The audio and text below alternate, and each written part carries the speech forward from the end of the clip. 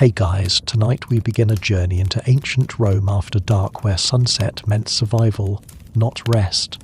What if I told you that this city of a million had no streetlights, no police patrols, and streets so dangerous that wealthy Romans never walk them without armed bodyguards? Before we dive into the torchlit streets and wine-soaked taverns of nighttime Rome, I'd love it if you could hit that subscribe button.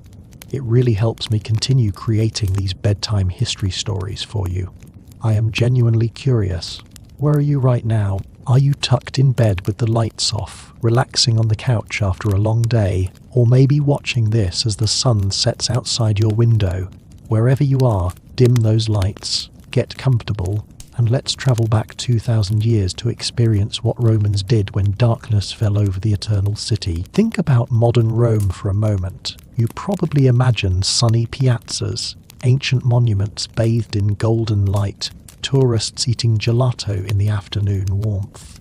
But tonight, we're going somewhere different. We're going into the Rome that existed after sunset, when oil lamps flickered to life, when the city's 1 million residents faced a world without streetlights, without police patrols as we know them, without any of the infrastructure that makes modern nightlife safe and predictable. According to Professor Garrett Fagan from Pennsylvania State University, whose research on Roman daily life has transformed our understanding of the ancient city, nighttime Rome was so fundamentally different from daytime Rome that they were almost two separate cities, occupying the same space. What happens to a massive urban centre when the sun goes down and there is no electricity, no public lighting, no emergency services? According to the historical evidence analysed by Dr. Gregory Aldrett from the University of Wisconsin, ancient Rome, after dark, became one of the most dangerous places in the ancient world. The same streets where senators debated philosophy and merchants conducted business transformed into spaces where assault, robbery and murder were common enough that respectable people simply stayed home. But not everyone could afford to stay home. According to demographic research by Professor Neville Morley from the University of Bristol, Rome's population in the 1st and 2nd centuries reached approximately 1 million people packed into a city of about 5 square miles. That is a population density comparable to modern Manhattan, but without modern sanitation, lighting or law enforcement. All those people didn't just disappear when the sun set. Thousands had to work through the night. Thousands more chose to venture out for entertainment, for religious ceremonies, for secret meetings, or simply because the oppressive heat of a Roman summer day made nighttime the only bearable time to be active. Tonight, you are going to discover what really happened in the dark streets of ancient Rome. You'll meet the people who worked all night, the criminals who owned the darkness, the party goers who refused to let sunset end their revelry, and the ordinary Romans who navigated this dangerous nocturnal world out of necessity. You'll learn why Roman law actually tried to ban certain activities at night, why the wealthy never walked anywhere after dark without armed guards, and why the smell and sound of nighttime Rome would be completely alien to modern sensibilities. We'll explore the taverns where wine flowed and violence erupted without warning. We'll visit the brothels that did their busiest business after sunset. We'll walk with the night, soil collectors, the bakers, the criminals, and the desperate. We'll discover why fire was an ever-present terror, why certain streets became no-go zones after dark, and why the Roman night was filled with sounds that would keep you awake even if the danger didn't. This isn't the Rome of Hollywood films or history textbooks. This is the Rome that existed in shadows and firelight, where survival required street smarts and sometimes violence, where pleasure and danger mixed freely, and where the absence of light revealed both the best and worst of human nature. So settle in, because we're about to spend the night in ancient Rome, and I promise you'll never think about the ancient world the same way again. Let's start with the most basic fact about nighttime in ancient Rome. It was dark. Not dim, not shadowy in the way modern cities with their streetlights and illuminated buildings are shadowy. Dark. According to Dr. Aldreit's research on Roman lighting technology, the absence of artificial light on the scale were used to meant that a moonless night in Rome was darker than almost anything modern urban dwellers experience. When the sun set, the city plunged into near total darkness, broken only by scattered oil lamps, occasional torches, and the glow from windows where people could afford to keep lights burning. Think about what this means practically. You are Marcus, a shopkeeper living in an apartment building, an insular, in the Subura district of Rome around 100 CE. According to Professor Fagan's research on Roman housing, your apartment is on the 3rd floor of a 6-story building. There are no windows in the stairwell, no lights in the hallway. When you come home after sunset, you are climbing 3 flights of stairs in complete darkness, feeling your way along walls, hoping you don't trip on the uneven steps or run into someone coming down. Your apartment itself is small, perhaps 300 square feet for you, your wife, and your 2 children. According to archaeological evidence analysed by Dr. Andrew Wallace Hadrill from Cambridge University, most Romans couldn't afford glass windows. You have shutters that you close at night, partly for security, partly to keep out the cold in winter. Once those shutters are closed, your only light comes from oil lamps, small clay vessels filled with olive oil, with a wick protruding from a spout. According to research on Roman lighting by Professor David Frederick, a single oil lamp produces about 13 candle power of light, roughly equivalent to a modern 15-watt incandescent bulb. But oil is expensive. According to economic analysis by Professor Peter Temin from MIT, olive oil cost approximately 3 to 4 sesterces per litre, and a single oil lamp burns through about half a litre per night. For a family earning perhaps 800 to 1,000 sesterces per year, keeping even one lamp burning all night represents a significant expense. You light your lamp at sunset, do whatever you need to do, and extinguish it as soon as possible to conserve oil. This economic reality shaped Roman nights profoundly. According to the evidence analysed by Professor Morley, most ordinary Romans went to bed soon after sunset and rose at dawn, simply because the cost of artificial light made nighttime activity expensive. The Roman day was structured around sunlight. Work happened during daylight hours, and darkness meant rest for those who could afford it. But here is where it gets interesting. According to legal records and literary sources analysed by Dr. Garrett Fagan, while respectable Romans were supposed to be home and quiet after dark, the city actually came alive with a different population. The night belonged to those who had to work, those who chose to play, and those who preyed on both groups. Let's start with the workers, because they reveal a fascinating aspect of Roman nighttime that most people don't realise. Meet Lucius, a baker working in a commercial bakery in the Transtiberim district around 150 CE. According to Professor Nicholas Montagues' archaeological research on Roman bakeries, you don't work during the day. You work all night, every night. Your schedule is opposite to normal Roman life, and it is dictated by the demands of bread production. Think about your typical night. You arrive at the bakery around sunset, just as most Romans are heading home. According to the archaeological evidence from bakeries excavated at Pompeii and Ostia, your bakery is a substantial operation, multiple large millstones for grinding grain, several ovens capable of baking hundreds of loaves, and a staff of perhaps a dozen workers including slaves, freedmen, and hired labourers. The work begins with grinding.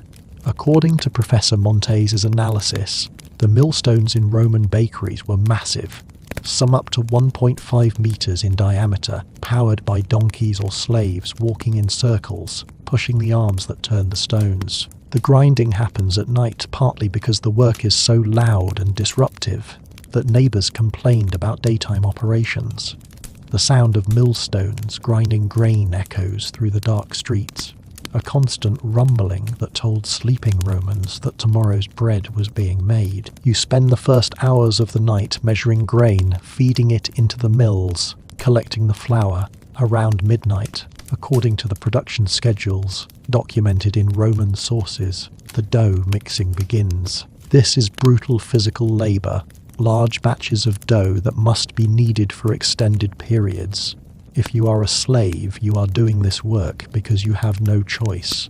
If you are a hired laborer, you are doing it because night work pays slightly better than day labor, according to wage records analyzed by Professor Temin. By the early morning hours, around 3 or 4 a.m., the ovens are fired up and baking begins.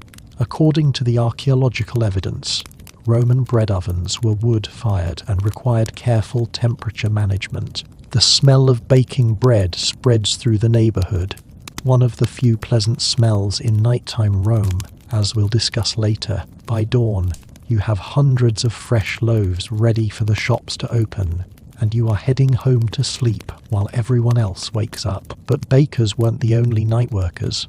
According to Professor Neville Morley's research on urban labour, Rome's massive population required constant infrastructure maintenance that couldn't happen during the busy daytime hours. Street repairs, aqueduct maintenance, sewer cleaning, all of this happened at night. Meet Quintus, a public slave assigned to the Cloaca Maxima, Rome's great sewer system, around 120 CE, according to the archaeological and historical evidence analysed by Professor Gemma Janssen from the University of Nijmegen. Maintaining Rome's sewer system required regular cleaning and repair work. You and your crew descend into the sewers after dark when the flow of waste is lighter, because most Romans are asleep and not using public latrines or fountains.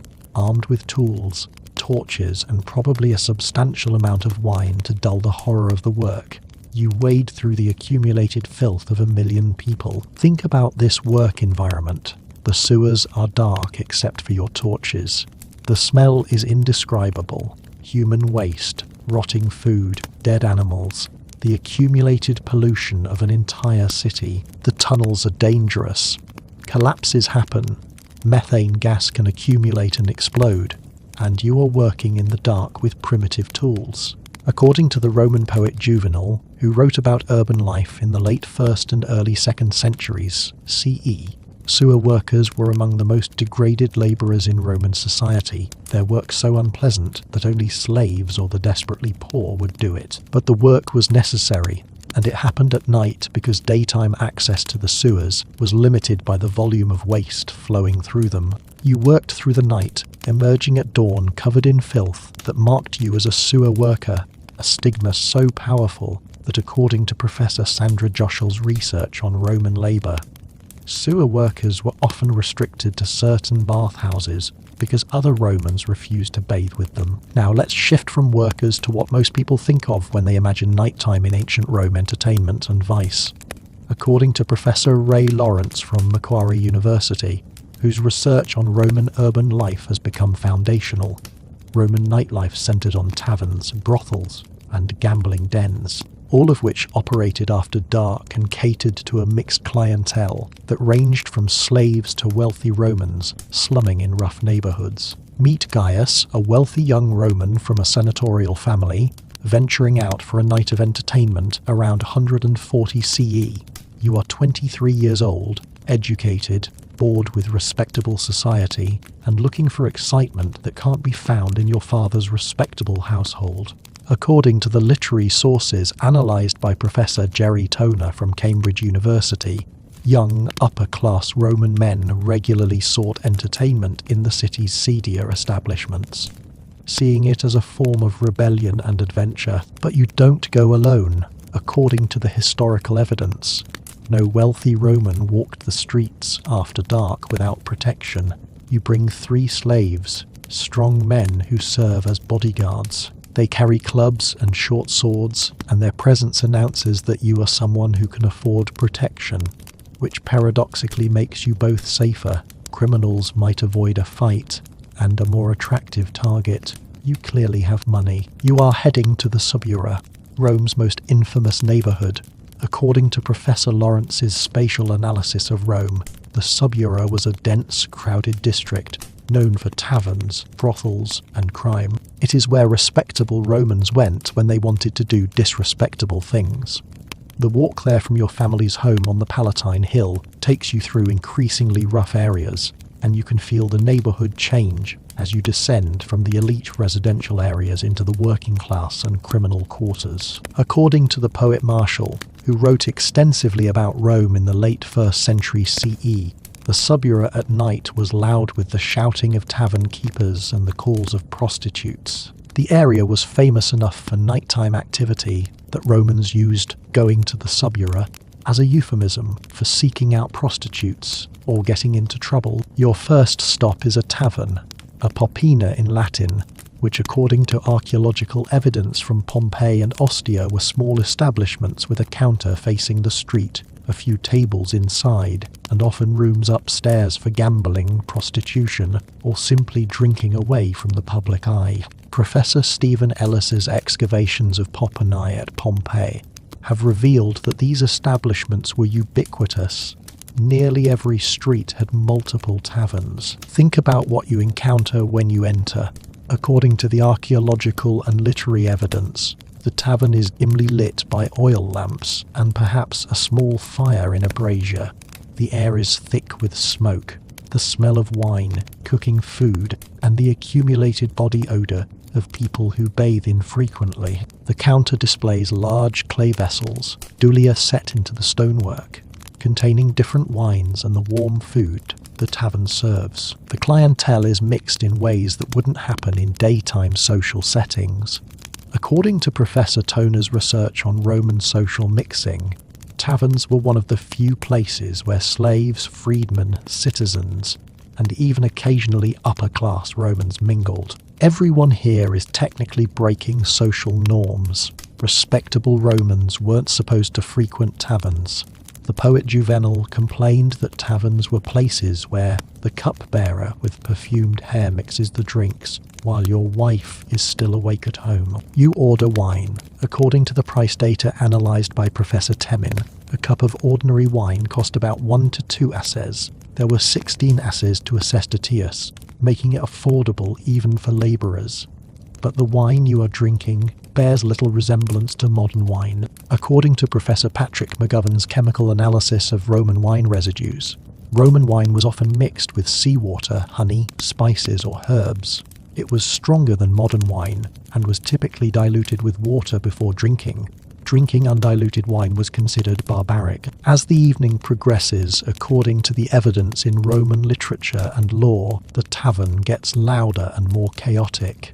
Gambling is happening in the back rooms, dice games, knucklebones, betting on everything. Fighting breaks out periodically. According to Professor Gregory Aldrate, violence in taverns was common enough that it appears repeatedly in Roman sources. A disagreement over dice, an insult, a dispute over a prostitute. Any of these could lead to knives being drawn. You are participating in what Professor Toner calls plebeian culture, the rough, unpolished social world of Rome's working class and underclass. According to his research, upper-class Romans were simultaneously attracted to and repulsed by this world. They sought it out for its authenticity and freedom from social constraints, but they also despised it as common and degrading. As the night deepens, it is now perhaps 3 hours after sunset, around 9 or 10 p.m. by modern reckoning. You leave the tavern and head to a brothel. According to Professor Thomas McGinn's comprehensive research on Roman prostitution, brothels, lupanaria in Latin, were concentrated in certain districts, particularly the subura, and operated primarily at night when men could visit without being easily identified by daylight acquaintances. The brothel you enter is not the elegant establishment of popular imagination. According to archaeological evidence from the famous brothel excavated at Pompeii, most brothels were small, cramped, and squalid. The Pompeii brothel had 10 tiny rooms, cells really each barely large enough for a narrow bed. The walls were covered with graffiti and erotic paintings. According to Professor Sarah Levin Richardson's analysis of this graffiti, the messages ranged from prices and services to insults about specific prostitutes to boasts from clients. Think about the sensory experience. The building is dimly lit oil lamps in the corridor, perhaps candles or lamps in individual rooms. The smell, according to the archaeological evidence, would have been intense unwashed bodies, sex, cheap perfume, the latrine smells that permeated all Roman buildings.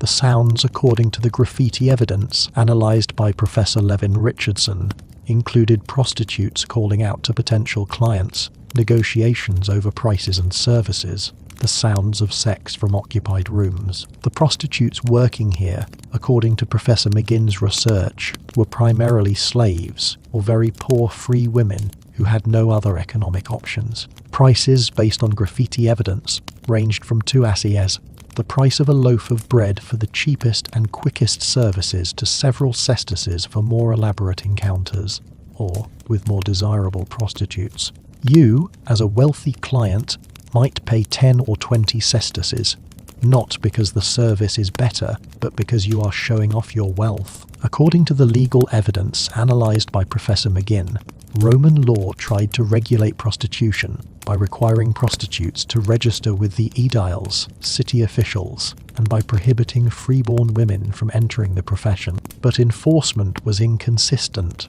and according to the literary evidence, Romans understood that prostitution was woven into the fabric of nighttime Rome. Now, let's step back from your night of debauchery and examine who else was out on the streets during these dark hours.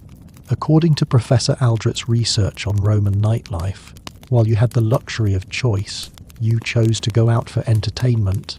Thousands of other Romans were in the streets out of necessity, and their experiences were very different from yours. Meet Lucia, a woman in her 30s living in an insula in the Esquiline district, around 130 CE, hurrying through dark streets at night because your child is desperately ill. According to the demographic evidence analysed by Professor Walter Scheidel from Stanford University, childhood mortality in ancient Rome was catastrophic. Perhaps 30% of children died before age 1 and 50% before age 10. When your 6-year-old daughter developed a raging fever this evening, you had no choice but to seek help. But there were no hospitals in Rome. According to Professor Vivian Nutton's research on ancient medicine, medical care in Rome was provided by individual physicians, medici, who treated patients in their homes or in the physician's own establishments. You've heard there is a Greek physician who has a practice several streets away. The problem is getting there after dark. Think about what you are facing. It is perhaps 2 hours after sunset. The streets are mostly dark, occasional light spills from tavern doorways or through cracks in shutters where lights burn inside. You are carrying a small oil lamp, but its feeble light barely illuminates a few feet ahead. According to Professor Lawrence's research on Roman streets, most streets in Rome were narrow, some only 2 to 3 meters wide and completely unlit. The sounds of nighttime Rome surround you, according to the descriptions in Roman literature analysed by Professor Garrett Fagan. Roman nights were noisy in ways modern people might not expect. You hear shouting from taverns, singing, often drunken, the rumble of cart wheels on paving stones, dogs barking, the occasional scream or sound of violence. The smell, according to the archaeological evidence of waste management, analysed by Professor Ann Kolosky-Ostro, was intense human and animal waste thrown into streets, rotting garbage, smoke from thousands of cooking fires and oil lamps. You are terrified, according to what we know about women's experiences from Roman legal and literary sources. According to Professor Amy Richlin's research on women in Roman society, women out alone at night were assumed to be prostitutes. Any woman walking alone after dark was vulnerable to assault, both sexual and physical, with little legal recourse. You've brought your husband with you, but he is a weaver, not a fighter, and you both know that if you are confronted by armed men, there is little he could do. The streets themselves are hazardous. According to archaeological evidence from Pompeii and Ostia, Roman streets were paved with large stone blocks, but they were uneven, often littered with debris, and had no curbs or clear demarcation between the street and building fronts. Tripping was a constant danger, made worse by the darkness. Stepping in waste was inevitable. According to Professor Koloski-Ostro, Romans threw chamber pot contents out of windows, and while there were regulations against this, enforcement was minimal. You are also navigating by memory and limited landmarks because street signs didn't exist. According to Professor Lawrence, Romans gave directions by reference to major buildings, temples or monuments, but in the dark, finding your way required intimate knowledge of the neighbourhood. Getting lost was easy, and potentially fatal wrong turns could take you into even more dangerous areas. Finally, you reached the physician's establishment. According to the medical evidence analysed by Professor Nutton, you are hoping he'll have something, a potion, an herb, a treatment, that can help your daughter. You'll pay whatever he asks, even though it might take months to recover financially, because the alternative is watching your child die. This desperate nighttime journey was, according to the evidence, common enough that Roman sources mention it as one of the few legitimate reasons for women to be out after dark. Now let's examine what made Roman night so dangerous, because while we've mentioned violence and crime, we haven't fully explored the scale and nature of nighttime lawlessness. According to Professor Aldrate's analysis of legal and literary sources, Rome had no professional police force in the modern sense. There were various officials with law enforcement responsibilities, the aediles who enforced regulations, the tresviri capitals who dealt with criminals, the vigiles who fought fires and caught criminals in the act, but none of them provided regular patrols or rapid response to crimes in progress. This created what Professor Wilfred Nipple calls a self-help justice system, where victims or their families were expected to pursue criminals themselves.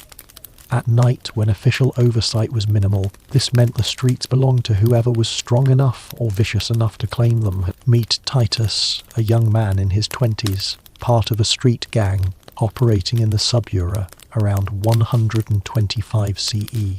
According to Professor Garrett Fagan's research on Roman violence, youth gangs, often composed of young men from wealthy families, roamed certain districts at night, committing assaults, vandalism and theft. You and your friends aren't desperate criminals driven by poverty. You are thrill seekers from respectable families, out for violent entertainment. Think about your typical night. According to the accounts in Roman literature, particularly the poet Juvenal's descriptions of nighttime Rome, you and your gang meet after dark at a predetermined location.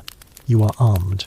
You carry clubs, perhaps short swords. You've been drinking, but not so much that you are incapacitated. According to Professor Jerry Toner's analysis, Roman gang violence had a particular character. It was often directed at lower-class individuals who couldn't fight back effectively or seek legal redress. Your gang roams the streets looking for vulnerable targets.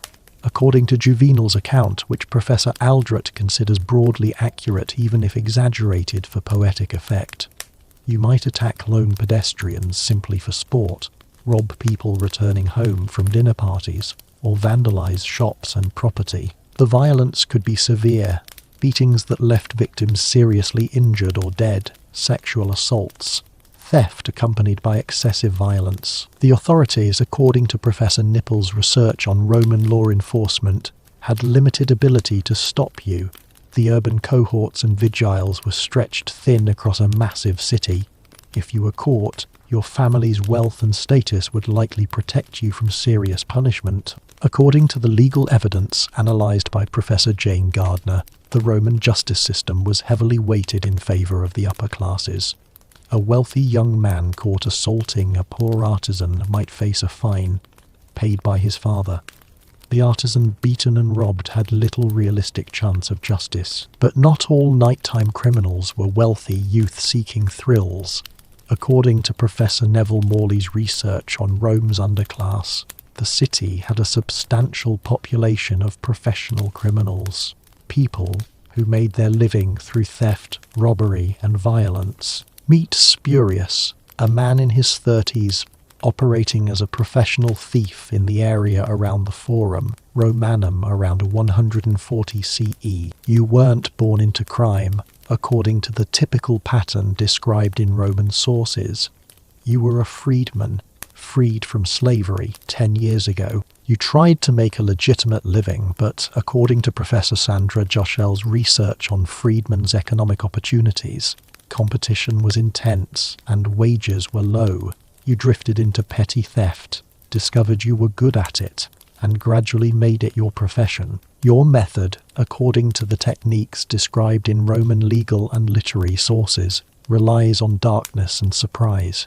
You work alone or with one partner, targeting people walking through dark streets. You watch for someone who appears wealthy, good quality clothing, jewelry, perhaps a slave carrying parcels from shopping. You wait in a dark alley or doorway. When your target passes, you emerge, threaten them with your knife, and demand their valuables. According to Professor Aldrate's analysis, the success rate for such robberies was probably quite high. Victims faced a choice: hand over their property or fight. Most chose to comply because Roman streets at night were largely empty. Screaming for help might not bring assistance, and fighting an armed robber in the dark was likely to end badly. You learn to read your targets, avoid anyone with bodyguards, avoid anyone who looks like they might be trained fighters, focus on lone individuals or couples who look prosperous but not protected. The consequences, if caught, according to the legal evidence, were severe for someone of your social class. Roman law prescribed harsh penalties for theft and robbery, slavery, forced labor in the mines, death. But according to Professor Nipple, catching thieves was difficult. You knew the neighborhood intimately, knew which alleys led where, knew where you could hide or escape. The vigiles might chase you if they encountered you in the act, but outrunning them in familiar darkness was often possible. Now let's examine one of the most terrifying aspects of nighttime in ancient Rome: fire. According to Professor Gregory Aldrich's comprehensive research on urban disasters in Rome, fire was an ever-present danger that became exponentially more dangerous after dark. The combination of oil lamps, cooking fires, wooden furniture, and structural elements, and closely packed buildings, meant that fires started frequently and spread quickly. Meet Quintus, a vigilis, a member of Rome's fire brigade working the night shift around 150 CE. According to Professor Christina Caruzzi's research on the vigiles, this force was established by Emperor Augustus and consisted of approximately 7,000 freedmen organized into 7 cohorts, each responsible for 2 of Rome's 14 administrative districts. You are stationed at a barracks in the Transtiberim district, and you are on duty all night. Your primary job, according to the regulations governing the vigiles, is fire prevention and firefighting. But according to the actual evidence of what vigiles did, you also functioned as night watchmen, catching criminals, responding to disturbances, and generally maintaining order during hours when other authorities were absent. Think about what your night involves. According to the detailed description of vigiles' work by Professor Matthew Dillon, you spend much of the night patrolling your district's streets. You carry a lamp, a club, an axe, and a bucket. You are looking for fires or conditions that might cause fires. Oil lamps placed too close to flammable materials. Cooking fires left unattended. Any sign of smoke or flame. According to the regulations, you are also supposed to ensure that householders keep firefighting equipment on hand. Buckets, pumps, ladders. When fire breaks out, and according to Professor Aldrate, fires occurred almost nightly in a city the size of Rome. Your response depends on where and how large the fire is. According to archaeological evidence from firefighting equipment found at Vigiles barracks, your tools are primitive by modern standards. You have buckets for water chains, siphons, primitive pumps that could spray water, hooks for pulling down burning buildings to create fire breaks, and blankets soaked in vinegar that you could use to smother small fires or protect yourself from heat. But according to Professor Aldrate's analysis of major fires in Rome, once a fire gained momentum in the densely packed insulae, Stopping it was nearly impossible with the technology available. The apartment buildings, according to archaeological and architectural evidence analysed by Dr. Janet Delane, were often 6 or 7 stories tall, built largely of wood and brick, with multiple families crowded into small apartments. Each apartment had cooking fires, oil lamps, stored food and fuel. When one apartment caught fire, the flames spread rapidly through the building and jumped to adjacent buildings. Think about responding to a fire in a large insula around 2 a.m. You and your fellow vigiles arrived to find flames already engulfing the upper floors. According to the evidence from Roman fire accounts, your first action is not fighting the fire but evacuating people and preventing looting. Residents pour out of the building carrying whatever they could grab. Some are injured from smoke inhalation or burns. Some jump from upper windows rather than face the flames, according to Juvenal's description of fires. This was common enough that he specifically mentions it. Meanwhile, looters arrive almost instantly. According to Professor Nipple's research, fires attracted criminals who posed as helpers while actually stealing the property residents had carried out or looting apartments abandoned by fleeing residents. Part of your job is catching these thieves, which according to the legal evidence you could punish on the spot with beatings or even execution if caught in the act. The firefighting itself, according to Professor Aldrate, often came down to creating fire breaks, pulling down buildings adjacent to the burning structure to prevent the fire from spreading. This required quick decisions about which buildings to sacrifice, decisions that could save a neighborhood but also left families homeless. According to the legal evidence, the vigiles had authority to demolish private property to stop fires, though building owners could later seek compensation. As dawn approaches, it is now perhaps 5 a.m., about an hour before sunrise. The fire is finally under control. One insula is completely destroyed. 2 adjacent buildings were pulled down to create fire breaks. Dozens of families are homeless. According to demographic evidence analysed by Professor Scheidel, perhaps 5 to 10 people died in the fire itself or jumping from windows. Your work continues. You are documenting what happened, arresting looters you caught, ensuring no embers remain that could reignite the fire. According to Professor Caruzzi's research, this was routine for vigiles. Fires happened so frequently that Roman sources barely mention small fires. Only the major conflagrations that destroyed whole neighborhoods made it into historical accounts. You'll be back on duty tonight and the night after, and you know with certainty that there will be more fires, more deaths, more desperate people fleeing flames in the darkness. Now let's shift to a completely different aspect of Roman nights' religious activity. According to Professor Michel Salzman's research on Roman religion, certain religious ceremonies and festivals took place primarily or exclusively at night, creating a sacred dimension to nighttime Rome that contrasted sharply with the violence and vice we've been discussing. Meet Cornelia, a respectable married woman from a moderately wealthy family, participating in the Bona Dea ceremony around 130 CE. According to Professor Salzman's analysis of Roman religious practice, the Bona Dea festival was held annually in early December in the home of a senior magistrate. The ceremony was secret and restricted to women. Men were strictly forbidden from attending or even being in the house during the ritual. The ceremony begins after sunset, according to the ancient sources describing it. You and dozens of other women, aristocratic matrons, freedwomen, even female slaves, gather at the designated house. According to the archaeological evidence from religious items found in Roman houses, the space has been prepared with myrtle wreaths, ivy, and other sacred plants. Wine is present, but it is called milk during the ceremony, because the goddess Bona Dea was supposedly offended by wine being named directly. Think about what this nighttime religious gathering means, according to Professor Celia Schultz's research on women's religion in Rome. This is one of the few times when women from different social classes come together in a space completely free from male oversight.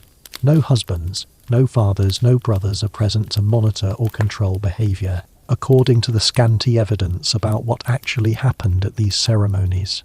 They were secret, after all. There were sacrifices, prayers and rituals that supposedly ensured the welfare of the Roman state. But according to Roman male writers, particularly Cicero and later historians, these ceremonies were also suspected of being occasions for drinking, wild behavior, and possibly sexual activity. In 62 BCE, a major scandal erupted when a young aristocrat named Publius Clodius Pulcher allegedly snuck into the Bona Dea ceremony disguised as a woman, supposedly to carry on an affair with Julius Caesar's wife. The scandal, according to Professor Schultz, reveals Roman male anxiety about what women might do when freed from supervision. Whether or not sexual transgression actually occurred at Bona Dea ceremonies, according to Professor Schultz's analysis, the important point is that nighttime religious activities created spaces where normal socials were suspended. The darkness, the secrecy, and the sacred nature of the ceremonies combined to create a Roman night that was about more than just crime and entertainment.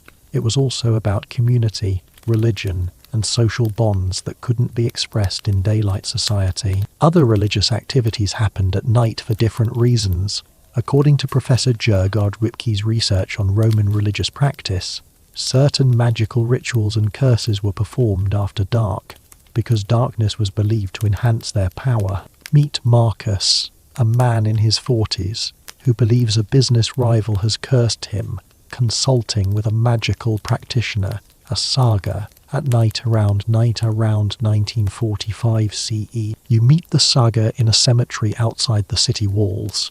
According to the magical papyri and curse tablets, analysed by Professor Christopher Farone, cemeteries were favoured locations for magical practice because they provided access to the spirits of the dead who could be compelled to carry out curses or help with magical operations. The saga you've hired is a freedwoman, probably of Greek or Egyptian origin, who, according to Professor Saltzman's research on marginal religious practitioners, operates in the shadows of Roman society, providing services that respectable religion didn't offer. The ritual she performs, according to the evidence from curse tablets found archaeologically, involves writing your rival's name on a thin sheet of lead, piercing it with nails, and burying it in the cemetery while invoking underworld deities. The darkness, according to the magical texts, is essential.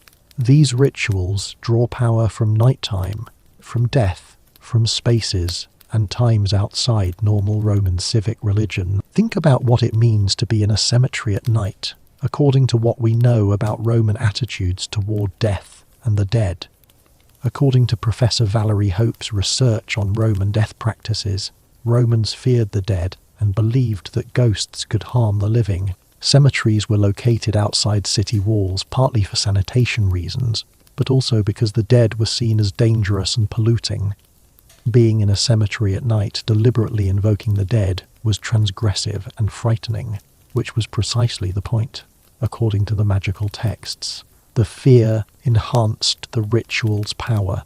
Now let's return to the streets and examine what they were actually like after dark. Because we've discussed many activities but haven't fully described the physical experience of nighttime Rome. According to Professor Lawrence's spatial analysis of the ancient city, Roman streets formed a complex network of wide thoroughfares and narrow alleys, most of which were designed for daytime pedestrian traffic and completely unsuited to nighttime navigation. One of the most distinctive features of Roman nights, according to both archaeological evidence and literary sources, was noise specifically, the noise of wheeled traffic.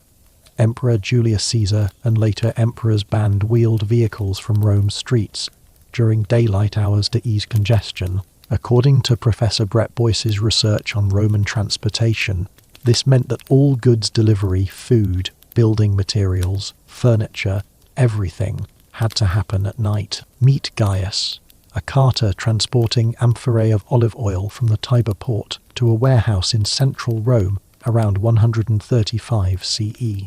You are part of a massive nighttime traffic system that, according to Professor Boyce, involved thousands of carts, wagons and teams of oxen or mules moving through Rome's streets between sunset and dawn. Think about what this means for the sensory experience of Roman nights.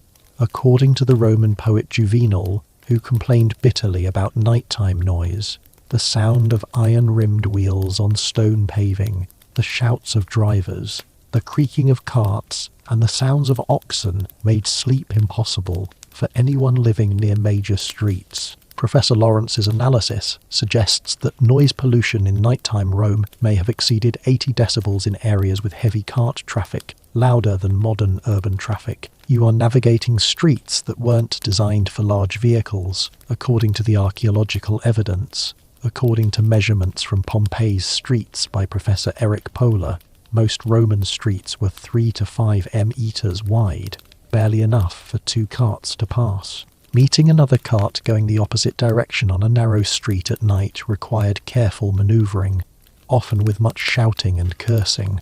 According to the evidence in Roman law codes, disputes between carters over right-of-way were common enough that specific regulations addressed them. The danger you posed to pedestrians, according to the literary evidence, was substantial. According to Juvenal's account, pedestrians risked being run over by carts, splashed with mud, or hit by cargo that shifted or fell. And you, as a carter, faced your own dangers according to Professor Boyce. Accidents were common. Wheels broke on uneven paving. Carts overturned, loads shifted and crushed drivers. But the cart traffic, according to Professor Fagan's analysis, was essential to Rome's functioning.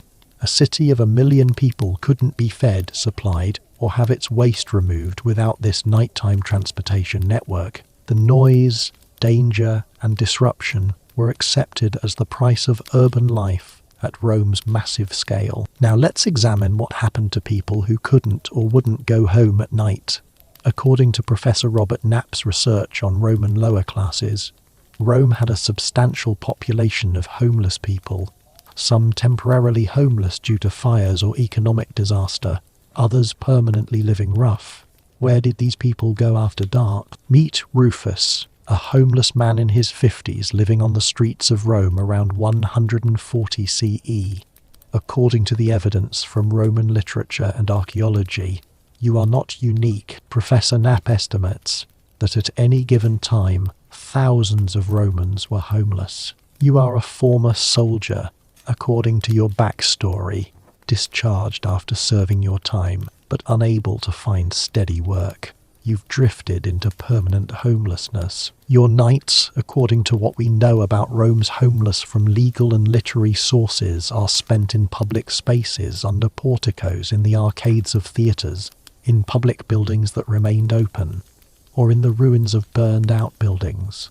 According to Professor Amanda Claridge's archaeological mapping of Rome, the city had numerous large public buildings with covered walkways, or open spaces where homeless people could shelter. But nighttime homelessness in Rome, according to the evidence analysed by Professor Knapp, was dangerous and miserable.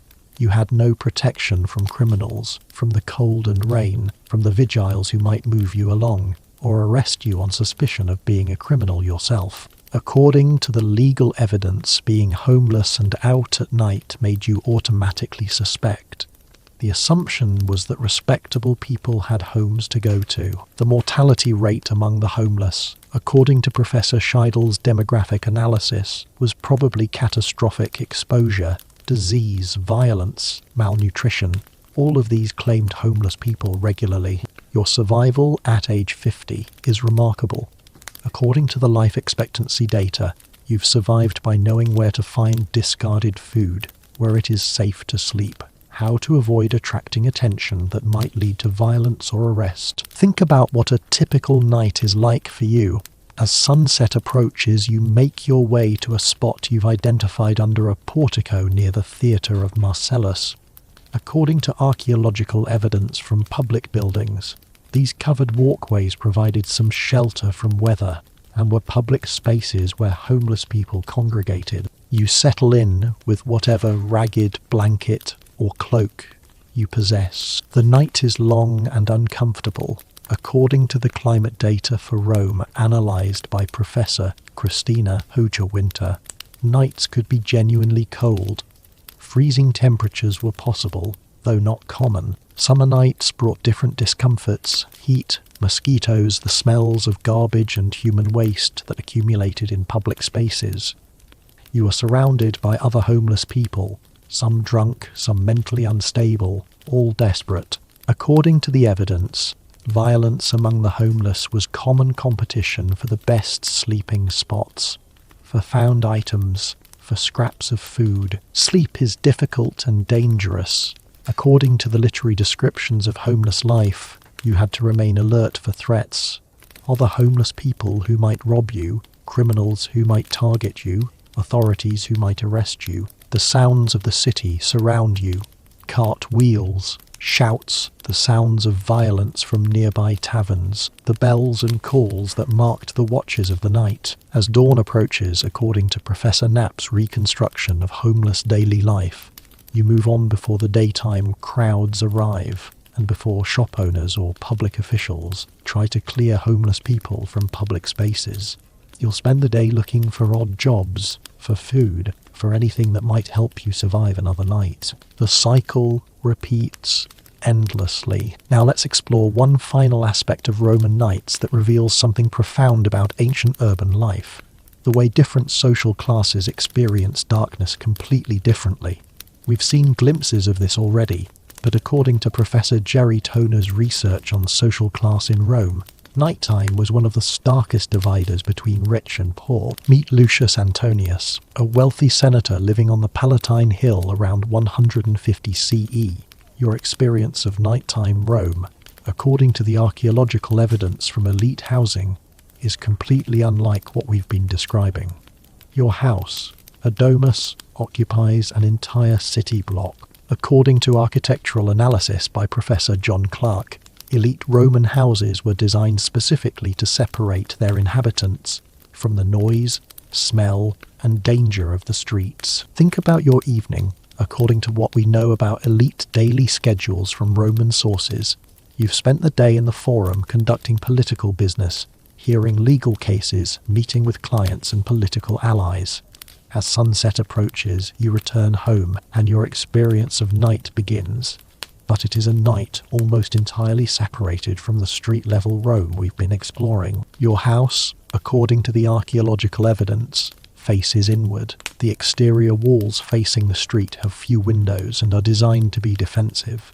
Once inside, you are in a private world of courtyards, gardens, and elaborately decorated rooms. According to Professor Clark's analysis, these houses had sophisticated lighting systems by Roman standards, multiple oil lamps in each room, often hung from elaborate bronze stands or chandeliers. You dine in your triclinium, dining room, reclining on couches with your family and perhaps invited guests.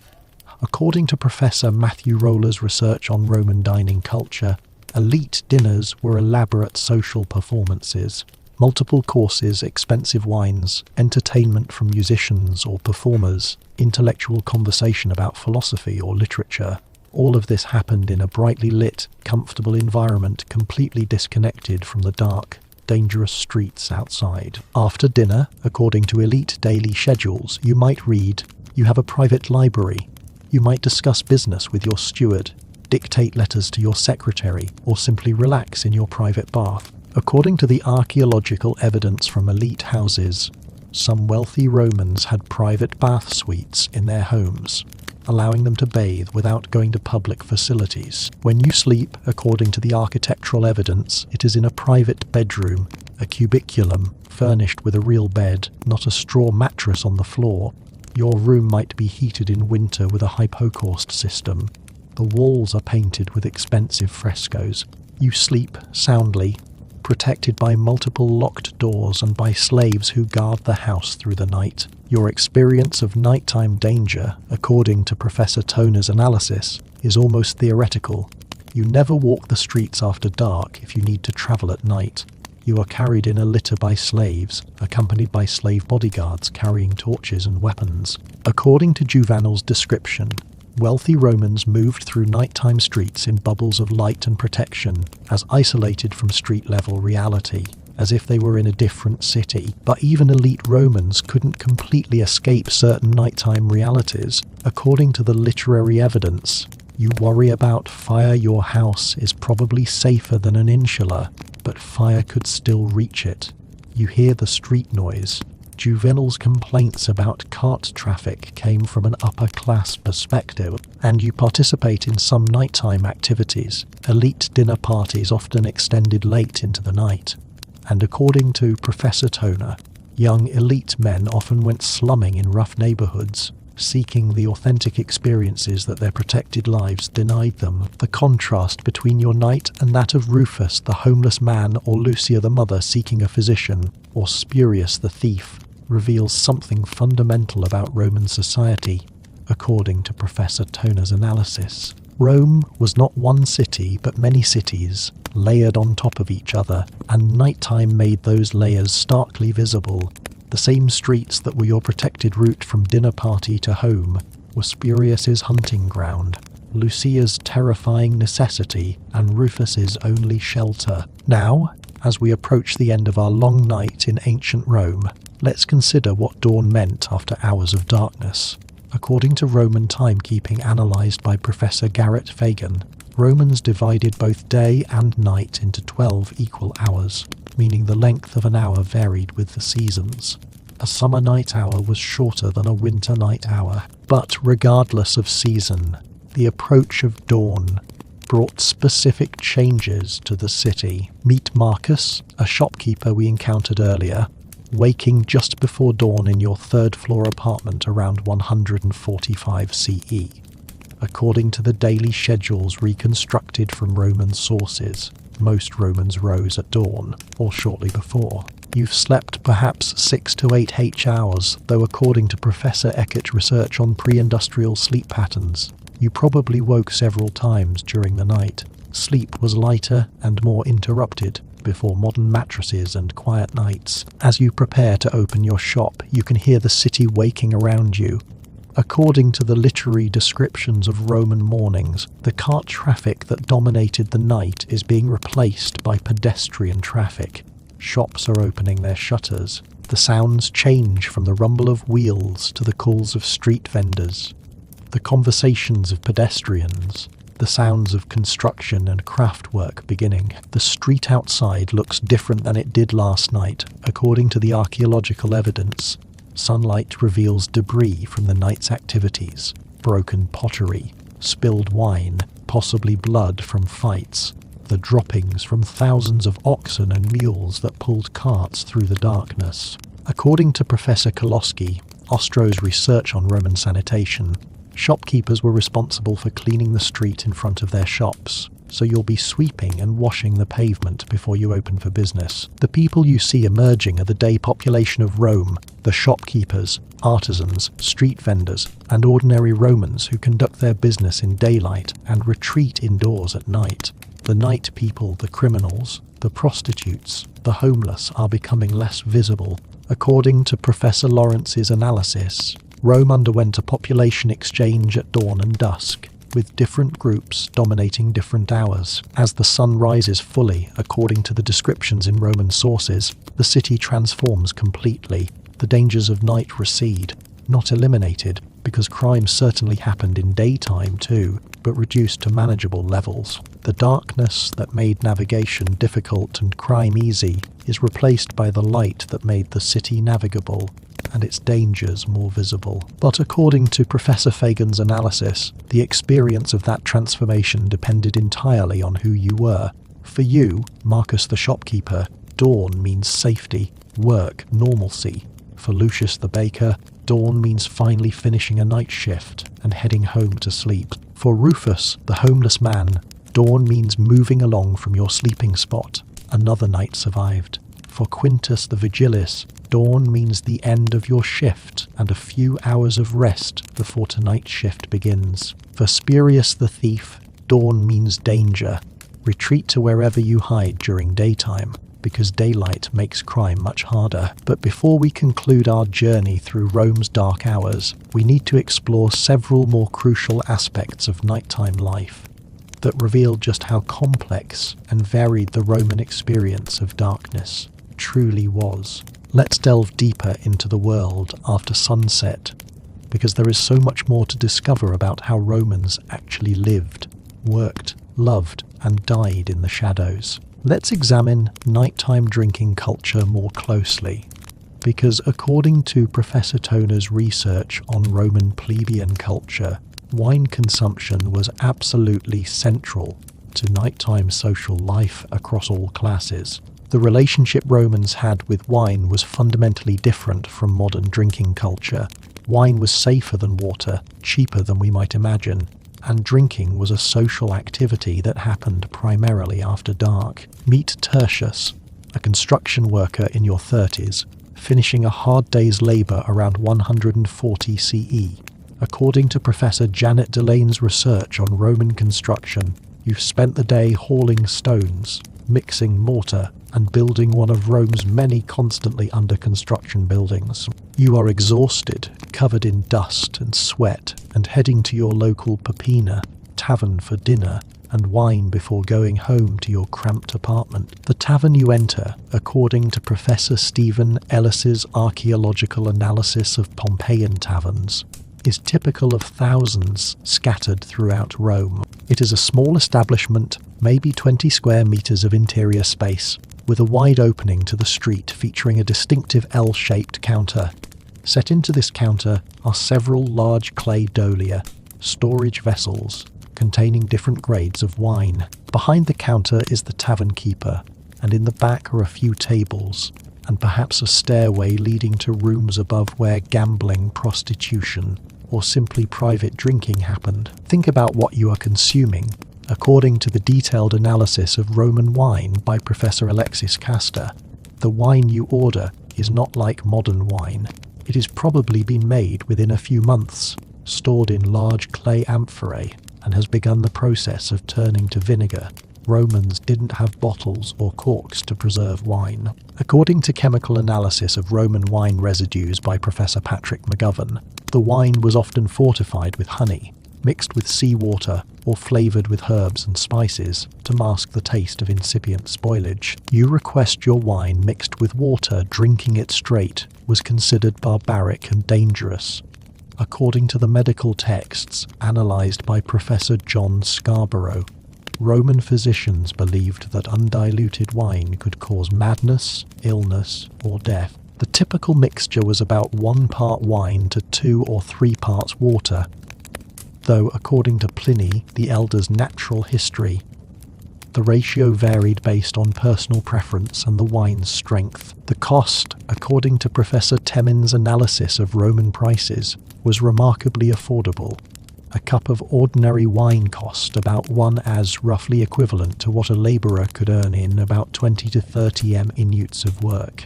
This meant that even poor Romans could afford to drink, and according to the evidence in Roman sources, they did so frequently. The tavern served as Rome's social centre for the working class, the place where you met friends, heard gossip, discussed business, and escaped from cramped living quarters. As the evening progresses and you consume more wine, according to the descriptions in Roman literature, the tavern atmosphere changes. According to the satirist Juvenal, taverns by late evening became rowdy, loud, and often violent. Arguments erupted over dice games, over women, over insults real or imagined. According to Professor Toner's analysis, tavern violence was so common that it appears in every major Roman literary source that discusses urban life. But taverns weren't just sites of violence. They were also spaces of genuine community and pleasure.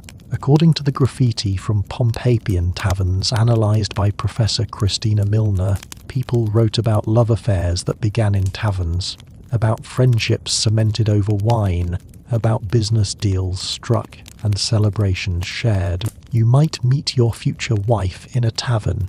Respectable women didn't frequent them, but working class women did.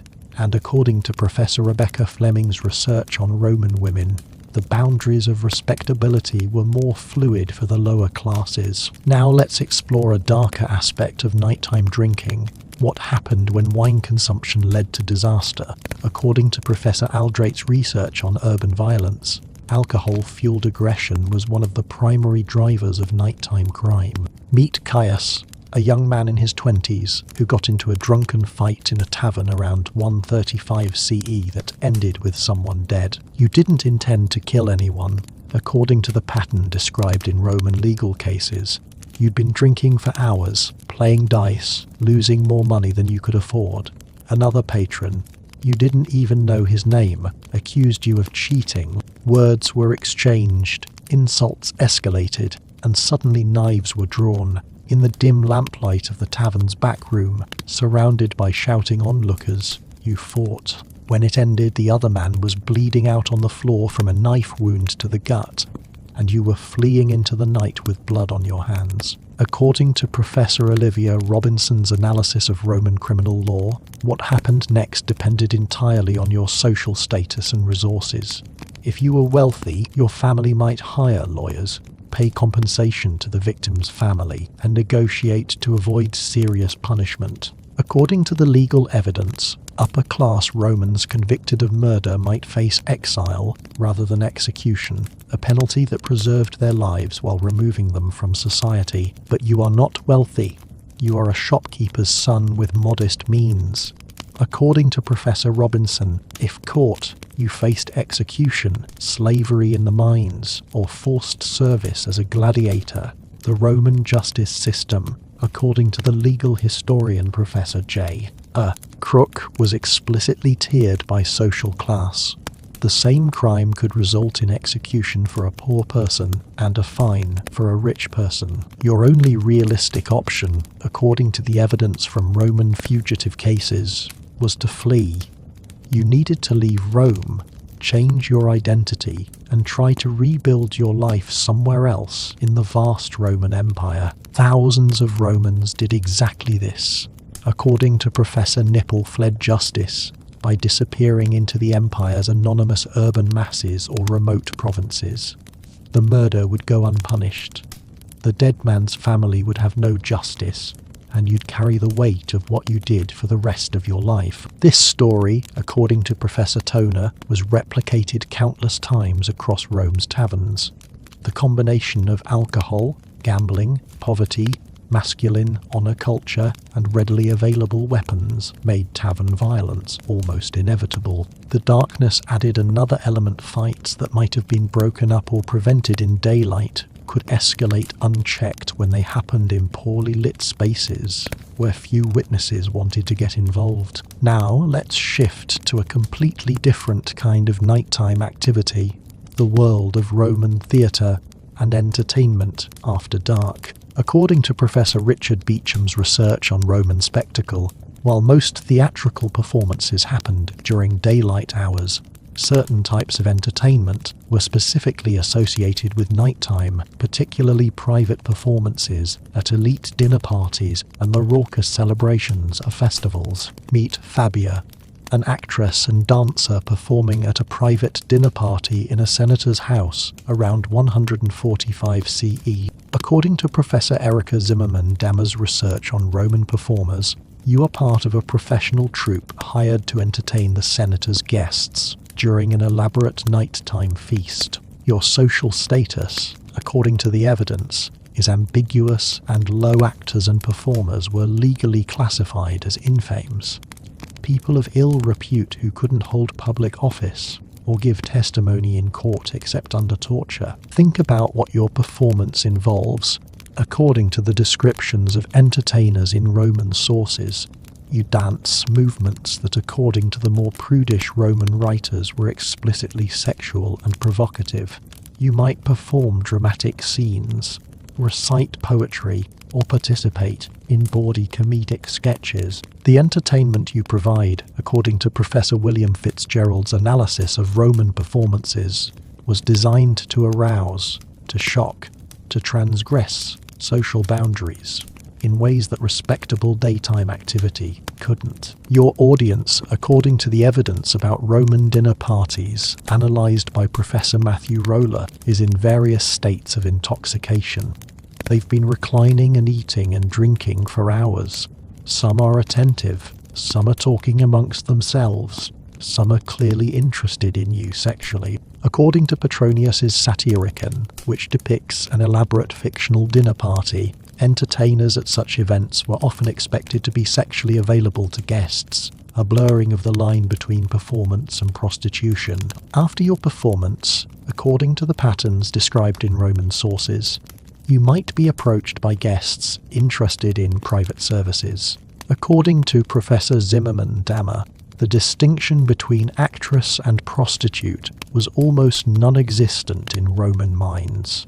Both were considered sexually available. Both occupied the category of infames. Whether you accept such propositions, according to the evidence, depends on your circumstances, your protection. Some performers had managers or lovers who protected them, and the compensation offered. This world of nighttime performance, according to Professor Beecham, reveals another aspect of Roman night culture, the way darkness permitted behaviors that daylight discouraged. The same senators who publicly supported strict moral legislation privately hosted parties where sexual entertainment was expected.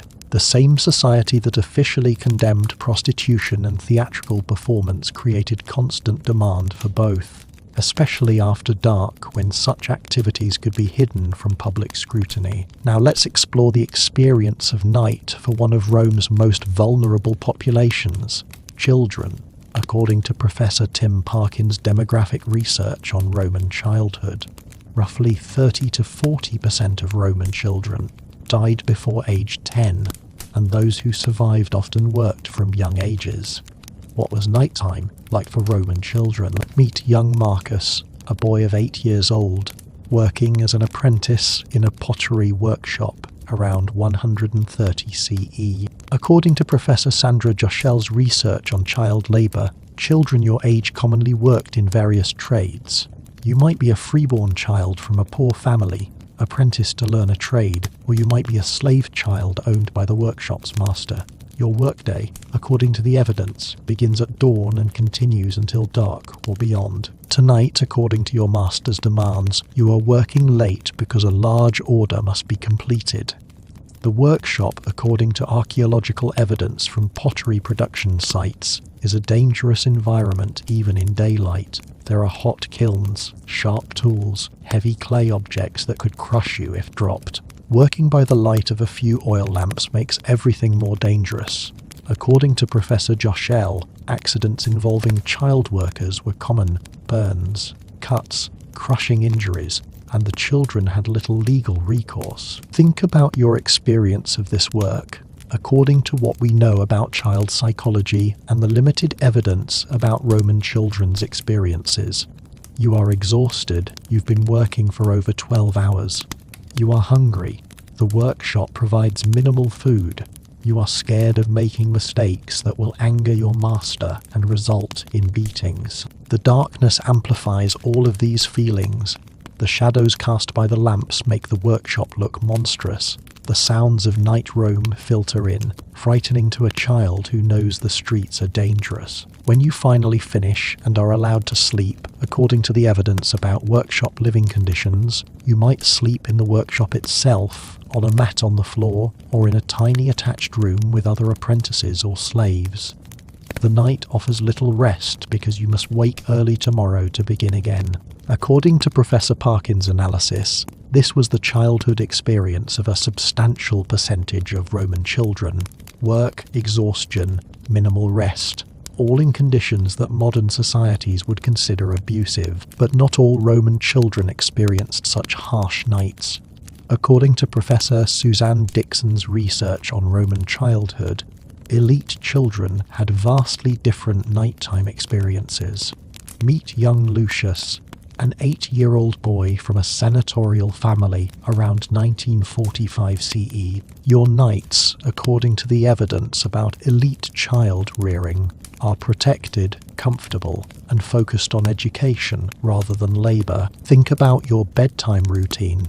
According to what we know from Roman sources about elite childhood, you are attended by a pedagogus, a slave responsible for your education and supervision. After a dinner that included multiple courses and fine wines, though you were given watered wine and a light meal appropriate for a child, you might study by lamplight, reading Homer in Greek, practicing your rhetoric, memorizing Virgil. According to Professor Robert Castor's research on Roman education, elite education was intensive and began at young ages. When you sleep, it is in a proper bed in a private or semi-private room, protected by locked doors and household slaves who guard the house through the night. If you wake scared, according to the evidence about elite households, slaves are available to comfort you. If you are ill, a physician can be summoned even in the middle of the night. Your nighttime experience, according to Professor Dixon, is shaped by the same wealth and security that shaped your entire life. The contrast between you and young Marcus the pottery apprentice, according to Professor Parkin's analysis, reveals one of Rome's fundamental realities. Childhood experience was entirely determined by social class, and nighttime amplified the differences. The darkness that made Marcus's work dangerous and frightening was barely relevant to your protected, lamp-lit, secure environment. Now let's examine another group who experienced Roman nights uniquely, the elderly. According to Professor Tim Parkin's research on aging in Rome, people who survived to old age, roughly 10 to 15% of the population, reached age 60 faced specific challenges related to nighttime. Meet Quintus, a man in your late 60s living in Rome around 140 CE. You are a retired soldier, according to your backstory, living on a small pension and the occasional generosity of former military comrades. According to Professor Parkin, old age in Rome brought no golden years of leisure for most people. You worked until you couldn't, and then you survived on whatever resources you had. Your body, according to the realities of aging in a pre-modern society without medical care, is declining. Your vision is poor, possibly you have cataracts that make seeing in dim light nearly impossible. Your hearing is failing. Your joints ache from decades of military service and manual labor. Think about what nighttime means when your body is failing. According to the evidence about elderly Romans, you can't see well enough to navigate dark streets safely.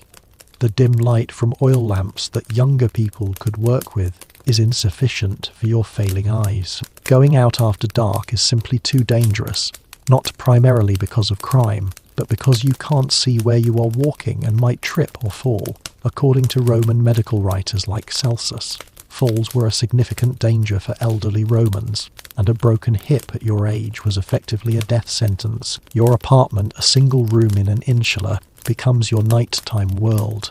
According to the evidence, you probably can't afford to keep an oil lamp burning all night, so darkness falls and you sleep or lie awake.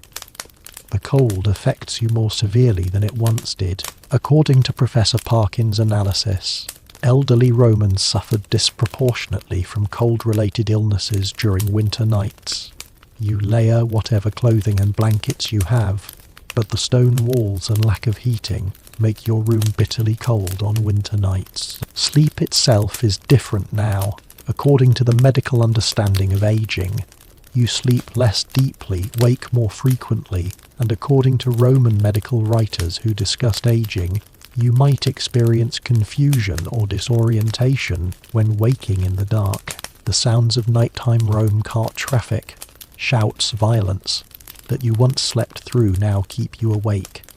Time passes slowly during these long, dark, cold nights. According to Professor Parkin, many elderly Romans died during winter nights, from cold, from illness, from falls in the dark, or simply from the accumulated burden of age. You are aware of this reality. Some nights, lying awake in the cold darkness, you wonder if you'll see morning. This wasn't exceptional anxiety according to the evidence. It was a realistic assessment of the dangers that nighttime posed to elderly Romans without family support or resources. Now let's explore one more crucial aspect of Roman nights: the supernatural fears that darkness brought. According to Professor Valerie Hope's research on Roman religion and death, Romans believed that night was when the boundary between the living world and the realm of the dead became thin, when ghosts and spirits could interact with humans, when malevolent magic had the most power. Meet Cassia, a woman in her 40s living in the Esquiline district around 135 CE tonight, according to Roman funeral customs that Professor Hope has extensively documented. A funeral procession will pass by your apartment building. Funerals in Rome, particularly for wealthy individuals, often took place at night with elaborate torchlight processions. According to the 12 Tables, Rome's ancient law code, some funerals were restricted to nighttime hours to prevent excessive display. Think about what you experience as the funeral procession approaches, according to the descriptions in Roman sources. First, you hear it, the sound of mourners wailing, professional mourners hired to cry and tear their hair, musicians playing funeral songs on flutes and horns. Then you see the torchlight through your shutters, an eerie flickering glow moving through the dark street. According to Professor Hope, Roman funeral processions were deliberately theatrical and frightening, designed to honor the dead while also demonstrating the family's wealth and status. But for you and your neighbors, according to the evidence about Roman attitudes toward death, the funeral procession is deeply unsettling. The dead, according to Roman belief, were dangerous to the living, particularly in the vulnerable hours of night. Their ghosts might linger, might be angry, might seek to harm the living out of jealousy of life. According to Professor Hope, Romans took elaborate precautions to placate the dead and keep them in their proper realm. You make sure your door is locked according to the protective measures Romans took. You might make a sign against evil, raising your thumb between your first two fingers in the mano fica gesture. You certainly don't look out the window to see the procession. Making eye contact with the corpse or the mourners could bring bad luck or ghostly attention. According to the evidence in Roman literature, seeing a funeral procession was considered an evil omen that could ruin an undertaking or bring misfortune. The fear wasn't purely superstitious, according to Professor Hope. It was rooted in Roman religious beliefs about the nature of death and the afterlife. The dead were polluted and polluting. They belonged to the underworld deities, particularly Hecate and the Manes, ancestor spirits. Encountering death, even second-hand through a funeral procession, required purification rituals. According to the evidence, Romans who witnessed funerals would often perform small rituals of purification, washing with water, making offerings to household gods, reciting protective prayers. But funerals weren't the only supernatural fears of the night. According to Professor Derek Collins's research on Roman magic, Romans believed that nighttime was when witches and sorcerers had the most power. The darkness, the absence of sunlight, which was protective, and the liminal nature of night made it the ideal time for malevolent magic. Meet Faustus, a shopkeeper convinced that a rival has hired a witch to curse you around 140 CE. According to the curse tablets and magical papyri analysed by Professor Christopher Farrone, cursing enemies through magical practitioners was common across all social classes. Your evidence that you've been cursed, according to Roman beliefs about curse symptoms, includes a run of bad luck, 2 shipments of goods lost to thieves, an illness that won't heal, nightmares that wake you terrified. You decide to fight magic with magic, according to the strategies documented in Roman magical texts. You consult with a woman known locally as having magical powers, a saga or vernifica. She is an elderly Greek woman, according to the profile of magical practitioners described by Professor Salzman, who operates on the margins of society, selling love potions, curse tablets, protective amulets, and healing remedies that blend magic and medicine. She insists on performing the counter-curse at night, according to the requirements documented in magical papyri. Magic drew power from darkness, from the hours when the underworld was closest to the living world. You meet her at midnight in a garden outside your apartment, a time and place that Roman law would consider deeply suspicious.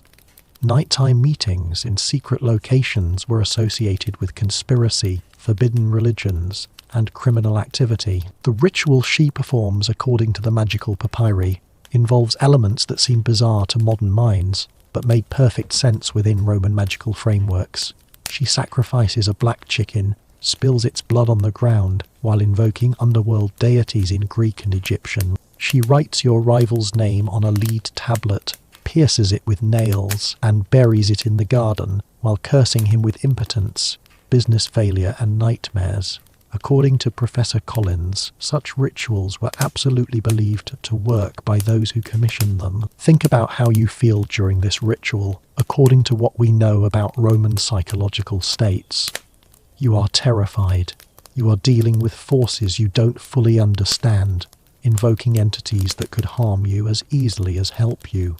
The darkness amplifies your fear. Every sound from the street makes you jump, worried that the vigiles might discover you and arrest you for performing magic, which was illegal when used to harm others. The sagas chanting in languages you don't understand, the smell of the chicken's blood, the eerie feeling of being in a garden at midnight. All of this creates a psychological state where you absolutely believe the magic will work. According to Professor Collins, this belief in nocturnal magic pervaded Roman society at all levels. Even emperors consulted astrologers and magicians.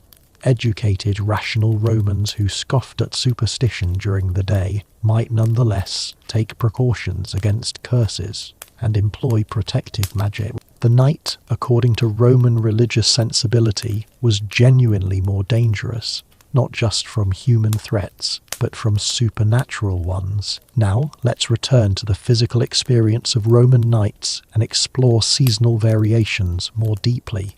Because according to Professor Christina Hober's research on Roman climate and weather, Rome's Mediterranean climate created very different nighttime experiences across the year. We've touched on this, but let's explore it in detail through the experiences of specific individuals.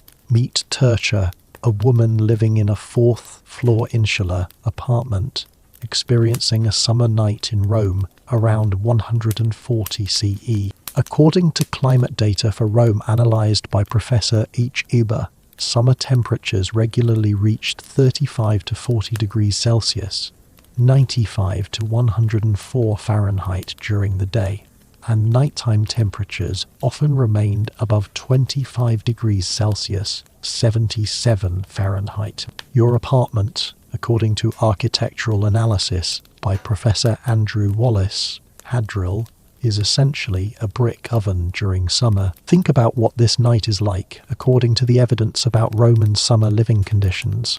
The sun has set, but your apartment has absorbed hours of direct sunlight. The brick and stone walls radiate heat. There is no air conditioning, no fans, not even much ventilation. Your apartment has one small window that you keep closed at night for security. Opening it would provide some relief, but would also expose you to nighttime dangers and noise. You can't sleep, according to what we know about human responses to heat. Your body is slick with sweat. You've stripped down to minimal clothing. Modesty matters less than survival. Your children are equally miserable, crying and restless in the heat. According to Professor Wallace Hadrill's analysis, Romans in your situation had limited options. Some wealthy people owned country estates where they could escape summer heat. Some went to the seaside towns like Baiae, but you can't afford any of that. Your only realistic relief, according to the evidence from Roman sources, is to go outside. As midnight approaches and the heat inside becomes unbearable, you make a decision that Roman women weren't supposed to make. You go out into the street. You bring your children with you, and you sit on your building's steps or in the street itself, hoping for any breath of cooler air. You are not alone according to the descriptions of summer nights in Roman literature. Dozens of families from your building and neighbouring buildings are doing the same thing. The street, normally dangerous and empty of respectable people at this hour, becomes a temporary extension of living space. According to Professor Lawrence's analysis of Roman use of urban space, summer nights transformed street use. People slept on rooftops, in doorways, anywhere they might catch a breeze. The dangers, according to the evidence, didn't disappear just because many people were outside. Crime still happened. Fights still broke out, particularly as heat and sleeplessness made everyone irritable. But the social calculus changed.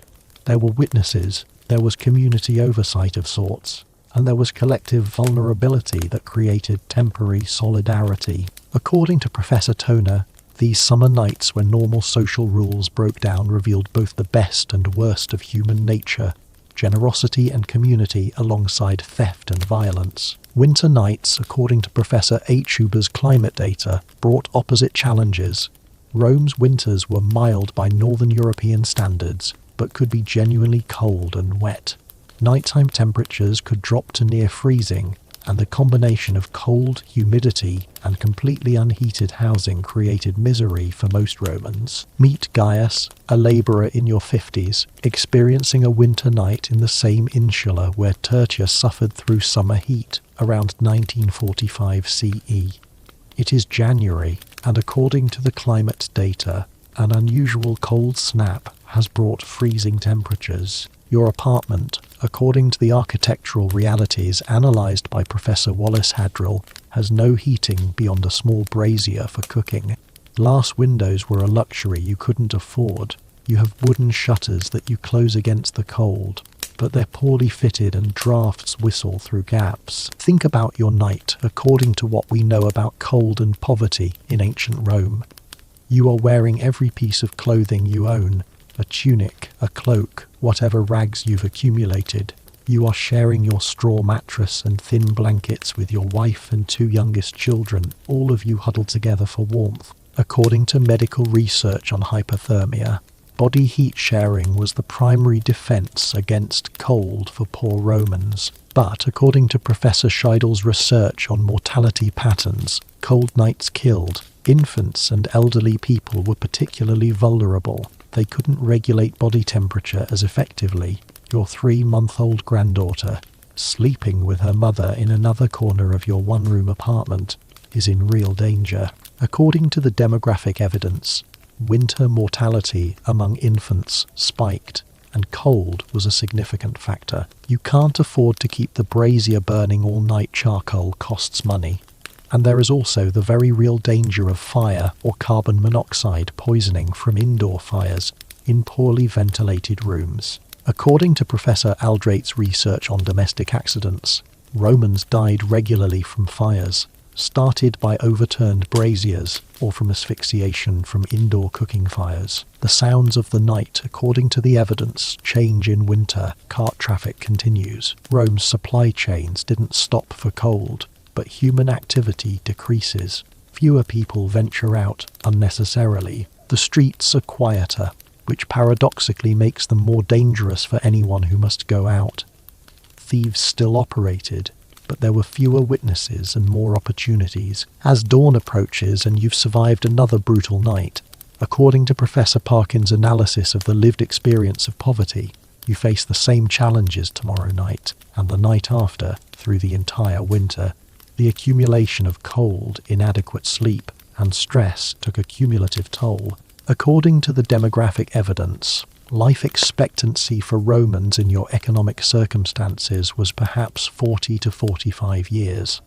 You've already outlived expectations, and these winter nights are trying to claim you. Now, let's explore one final crucial aspect of Roman nights that we haven't fully examined: the law and its limited ability to regulate nighttime activity. According to Professor Olivia Robinson's comprehensive analysis of Roman criminal law, Roman authorities tried repeatedly to control nighttime behavior through legislation, with very limited success. The 12 Tables, Rome's foundational law code from 450 BCE, already contained provisions restricting certain nighttime activities. According to Professor Robinson's analysis, nocturnal assembly was prohibited.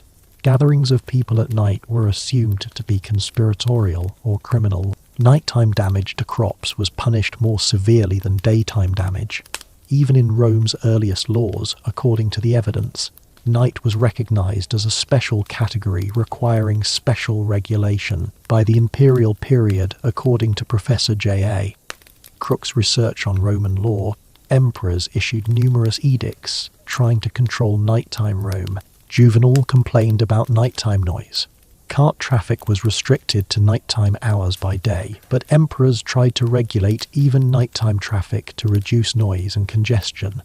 Taverns were supposed to close at certain hours, though enforcement was minimal. Nighttime gambling, nighttime religious meetings, nighttime markets, all were regulated, all were inadequately enforced. Meet Flavius, a member of the Tresviri capitals, a junior magistrate with law enforcement responsibilities, around 140 CE. According to Professor Wilfred Nippel's research on Roman law enforcement, you are part of a small force responsible for overseeing Rome's prisons, supervising executions, and catching criminals.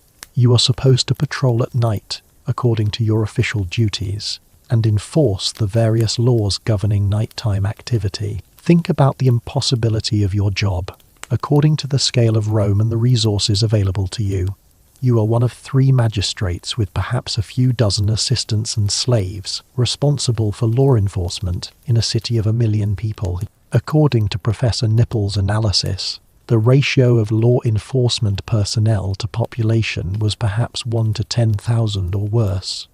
You simply couldn't be everywhere, couldn't respond to every crime, couldn't enforce every regulation, so you focused on what was visible and what would advance your political career according to the evidence about how Roman officials actually operated.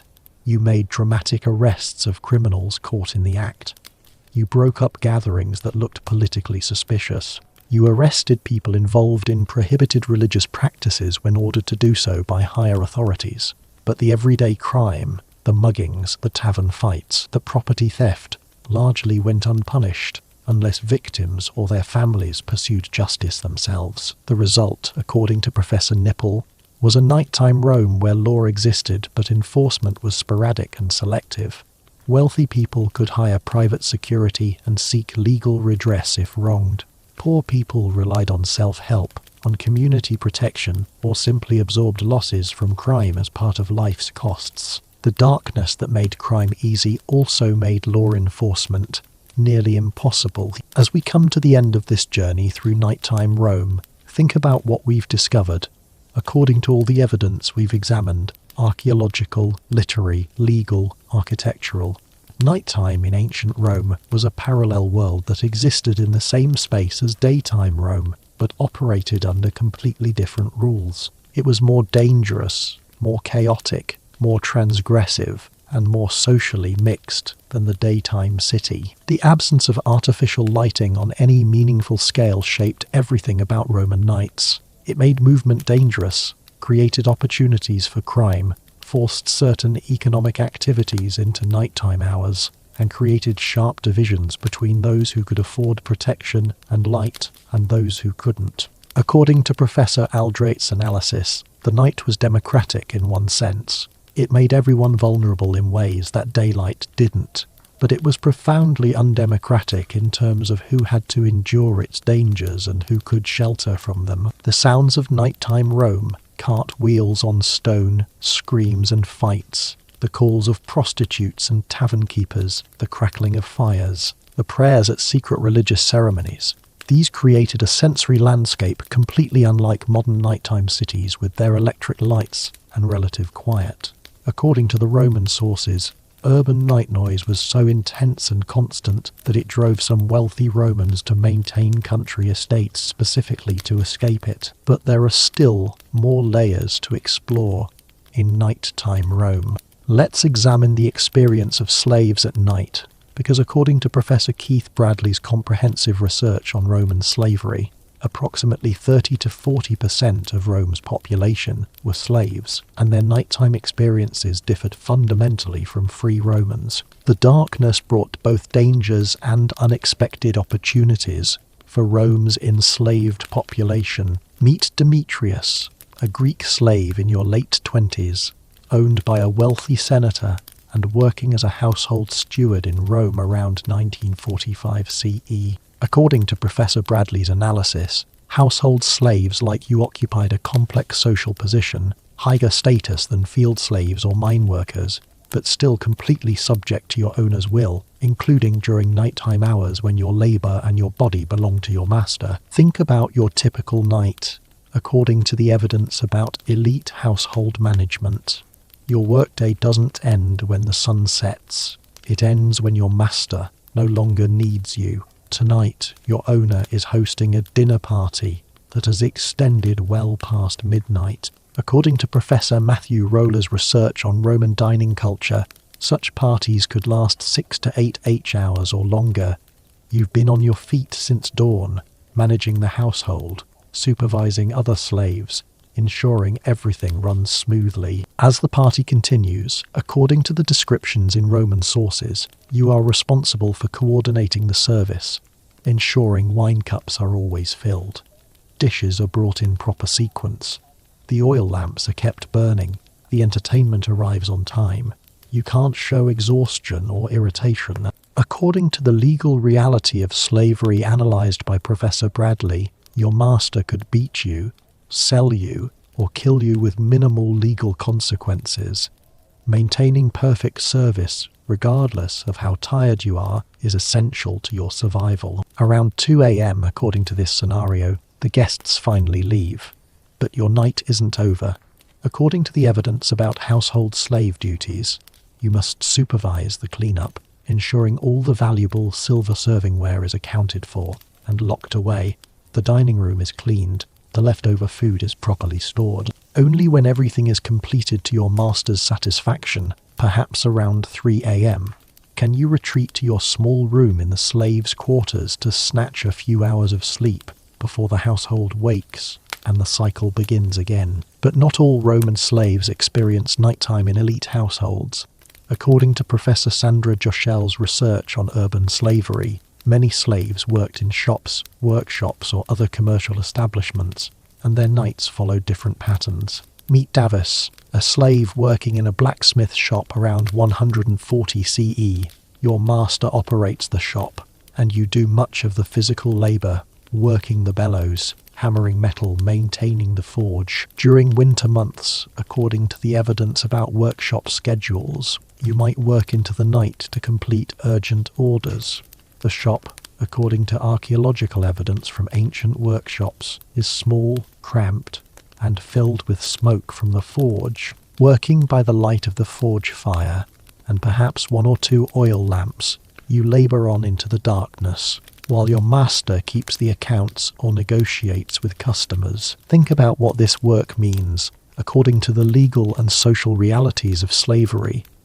You receive no wages. Any money the work generates belongs to your master.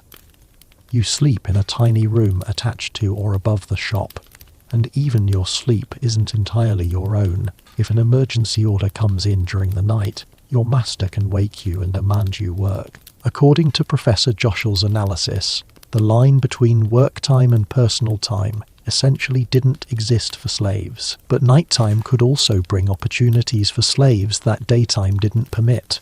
According to Professor Bradley, Rome's night created spaces where the strict hierarchies of daytime society became slightly more fluid. Meet Tertia, a young female slave owned by a merchant family, around 135 CE. You work as a domestic servant during the day. But according to the evidence about slave economic activity, you've been allowed by your master to earn money on the side through spinning and weaving at night. This arrangement, according to Professor Bradley, was common enough to have a name, the peculium property that a slave could accumulate with the master's permission. You spin wool by lamplight after your daytime duties are complete, and you are allowed to sell the thread and keep a portion of the money. According to the legal evidence, this peculium technically belonged to your master and could be taken away at any time. But in practice, masters often allowed slaves to accumulate significant amounts. Think about what this means to you. According to what we know about slave aspirations, you are saving money to eventually buy your freedom manumission. According to Professor Henrik Murretson's research on Roman freedmen, this was a realistic goal for urban slaves like you. If you could save enough, you might convince your master to free you for a price. The nighttime hours you spend spinning, exhausted from a full day's work, represent not just labour but hope. the possibility of eventual freedom, but nighttime also brought specific dangers for slaves, particularly female slaves. According to Professor Sandra Joshel's research on slave sexuality, female slaves were sexually available to their masters and other free men by law and custom. You lived with the constant awareness that your master, his son, his guests, or even his male slaves might assault you at night, and you had no legal recourse. Meet Melissa, a young slave woman in your late teens, living in a merchant's household around 140 CE. Tonight, according to a scenario that slave testimony in legal cases reveals was common, you are awakened in the middle of the night by your master's adult son entering the slave's quarters. According to the legal reality analysed by Professor Bradley, what happens next isn't rape in Roman legal terms. Slaves couldn't be raped because they were property, not people with bodily autonomy. Your master's son has legal right to your body. Think about this experience according to the evidence about slave psychology. You are terrified, violated, degraded, but you can't refuse without risking severe punishment. You can't report it. To whom would you report?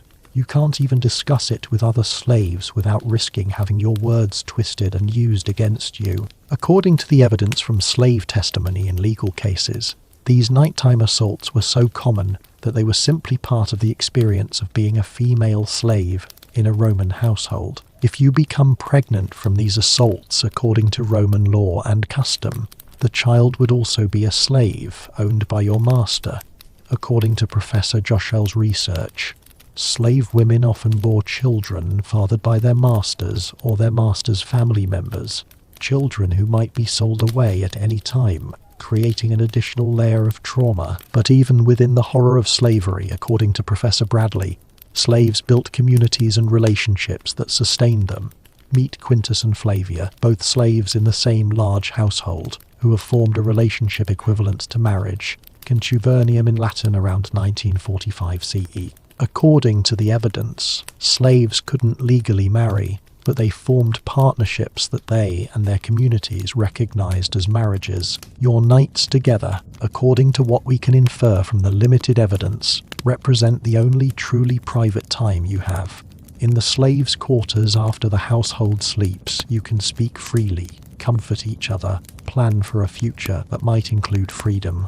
According to Professor Moritzen, some slaves were freed and then married formally, legitimizing relationships that had existed for years in slavery. But these relationships existed at your master's pleasure. According to the legal reality, your master could sell either of you at any time, separating you permanently. He could forbid your relationship, assign you to different duties that prevented you from seeing each other, or use the threat of separation to control your behavior. The nighttime hours you spent together were precious partly because they were so precarious.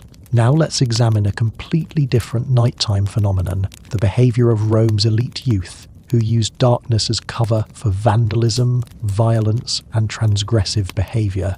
We've mentioned this earlier, but let's explore it more deeply through specific examples and evidence. According to Professor Garrett Fagan's research on upper-class violence, young men from wealthy families regularly engaged in what might be called nighttime rampage behavior, wandering the streets after dark, attacking random people, vandalizing property, and generally terrorizing lower-class Romans. Meet Gaius Antonius, a young senator's son in your early 20s, around 125 CE. You and your friends, other young men from senatorial and equestrian families, have formed what you might call a club, but what others call a gang. According to the descriptions in Roman literature, particularly Seneca's complaints about such behavior, you meet after sunset at someone's house, drink heavily, arm yourselves with clubs and swords, and venture out looking for trouble. Think about what drives this behavior.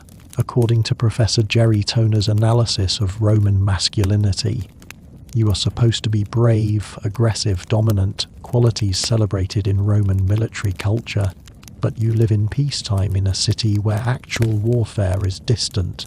How do you prove your masculinity? According to the evidence, young elite men created substitute battles, attacking lower-class people who couldn't fight back effectively, brawling with rival groups of elite youth, demonstrating their courage and aggression in ways that required darkness to hide the cowardice underlying it all. Tonight's rampage, according to patterns described in Roman sources, might involve several phases. First, you terrorize the subura, attacking people leaving taverns, smashing shop shutters, assaulting prostitutes. According to the satirist Juvenal's description, you might force people to fight you, challenging lone pedestrians to duels they can't refuse without being beaten. Even worse, anyone who fights back gets beaten by your entire group. Anyone who refuses to fight gets beaten for cowardice. The second phase, according to Juvenal, involves vandalism, overturning carts, smashing oil lamps, throwing stones through shutters, urinating on doorways. You are marking territory, showing that you can do whatever you want in this neighborhood. The third phase might involve attacking the vigiles if they try to stop you. According to the evidence, even firefighters weren't safe from elite violence. As dawn approaches, according to Juvenal's account, you and your friends retreat to someone's house, exhilarated by the night's violence, joking about whom you beat and how badly. According to Professor Fagan's analysis, you feel no guilt. The people you attacked were beneath you socially. Their suffering doesn't matter. If anyone dares to bring charges, your father's lawyers and wealth will protect you. But not all elite nighttime activity was violent. According to Professor Barbara Levick's research on Roman politics, nighttime was when serious political plotting happened. The secretive nature of night made it ideal for conspiracy, for meetings that couldn't happen in daylight, for plans that required darkness to conceal. Meet Lucius, a senator involved in a conspiracy against the emperor around 140 CE. According to the historical evidence from various political conspiracies, you meet with fellow conspirators late at night in private homes, far from the forum where informers might observe. The stakes, according to the reality of imperial politics, couldn't be higher. Success might bring you power and wealth, but discovery means execution, often brutal public execution designed to deter others. Think about the atmosphere of these nighttime meetings, according to accounts of conspiracies that were later exposed. You speak in whispers even though you've checked for listening slaves. You are drinking. Wine gives courage and loosens tongues, but also makes security lapses more likely. You are surrounded by men you are trusting with your life. But according to the history of Roman conspiracies, any one of them might be an informer or might break under torture if the plot is discovered. The conspiracy discussions, according to the patterns in Roman sources, cover logistics, how to gain access to the emperor, who will strike the blow, what happens afterward, how to secure the support of the Praetorian Guard. These conversations must happen at night because daytime meetings of senators outside formal contexts would be noticed and reported. The darkness provides both security and danger. Security from observation, danger because night meetings themselves were suspicious. According to Professor Levick's analysis, most conspiracies failed. Someone talked, either voluntarily or under torture. Informers were rewarded generously for exposing plots, and the punishment for conspiracy was public and terrible. According to the descriptions, conspirators might be tortured to death, strangled in prison, thrown from the Tarpeian Rock, or executed in elaborate public spectacles designed to demonstrate imperial power. Now, let's explore one final aspect of Roman nights that reveals something profound about ancient urban life, the nighttime economy, beyond what we've already discussed. According to Professor Neville Morley's research on Roman economic life, night wasn't just when some people worked, it was essential to Rome's entire economic infrastructure. Meet Fabius, the owner of a medium-sized merchant business, orchestrating the nighttime movement of goods through Rome around 145 CE. According to Professor Brett Boyce's research on Roman commerce, daytime cart traffic bans meant that all goods movement, food coming in from the countryside, imports from the port at Ostia, construction materials, consumer goods, everything, had to happen at night. Your operation, according to the scale of Roman commercial activity, involves coordinating dozens of carts, hundreds of porters, and complex logistics. Think about what you are managing tonight. According to the evidence about merchant operations, you have grain coming from your warehouses at Ostia to bakeries across Rome. You have olive oil from Spain that needs to be distributed to shops. You have wine from southern Italy heading to taverns. All of this must move through dark, crowded, often dangerous streets before dawn. The workers you employ, according to Professor Morley's analysis, are a mixed group. Some are your slaves. Some are freedmen who work for you under contract. Some are casual day labourers hired for single nights. They all know the routes, know which streets are passable for carts, know where bottlenecks happen when multiple commercial operations converge. According to the evidence, traffic jams happened at night just as they would have in daytime if carts were allowed then. The dangers, according to the reality of nighttime commerce, are substantial. Your goods are targets for theft carts. Carrying valuable cargo can be attacked and looted. Your workers are vulnerable to crime. Porters carrying goods on their backs through dark alleys make easy targets. The carts themselves can break down, can overturn on uneven streets, can be involved in collisions with other carts. According to Professor Boyce, you factor all these losses into your prices. They're simply the cost of doing business in nighttime Rome, but the profits, according to Professor Morley's economic analysis, make it worthwhile. Rome's 1 million people need constant supply of food, wine, oil, goods. The merchants who can organize nighttime delivery chains can charge premium prices. You've built wealth by mastering the complexities of nocturnal commerce, by knowing which routes are safest, which vigiles can be bribed to ignore minor infractions, which warehouse owners can be trusted, which ship captains deliver quality goods. As dawn breaks tonight, according to your operations schedule, your last carts are arriving at their destinations. The goods you've moved through the night are appearing in shops, bakeries, taverns across the city. Daytime Rome couldn't function without this nighttime infrastructure, according to Professor Morley, yet most Romans never think about it. They simply expect food and goods to be available each morning, but not all nighttime economic activity was legal or legitimate. According to Professor Robert Knapp's research on Rome's underworld economy, night also supported an extensive shadow economy of stolen goods, black market items, and services that couldn't operate openly. Meet Decimus, a receiver of stolen goods, a fence operating from a shop in the Subura around 140 CE. According to the evidence about criminal enterprises, you maintain a legitimate business, a second-hand goods shop, as cover for your real business, buying stolen property from thieves and reselling it to customers who don't ask questions. Your nights, according to the patterns in Roman criminal testimony, involve a steady stream of thieves bringing you goods, jewelry stolen from homes, tools taken from workshops, clothes pulled off pedestrians at knife point, anything valuable that can be resold. You pay a fraction of the item's value, perhaps 10 to 20%, according to the economic logic of fencing. You then resell the items for 50 to 60% of their legitimate value, making profit on the margin while giving customers deals they can't get honestly. Think about the infrastructure this requires, according to Professor Knapp's analysis. You need criminal contacts, the thieves who supply you. You need customer networks, people who want goods cheaply and don't care about legality. You need protection, paying off vigiles or other authorities to avoid prosecution.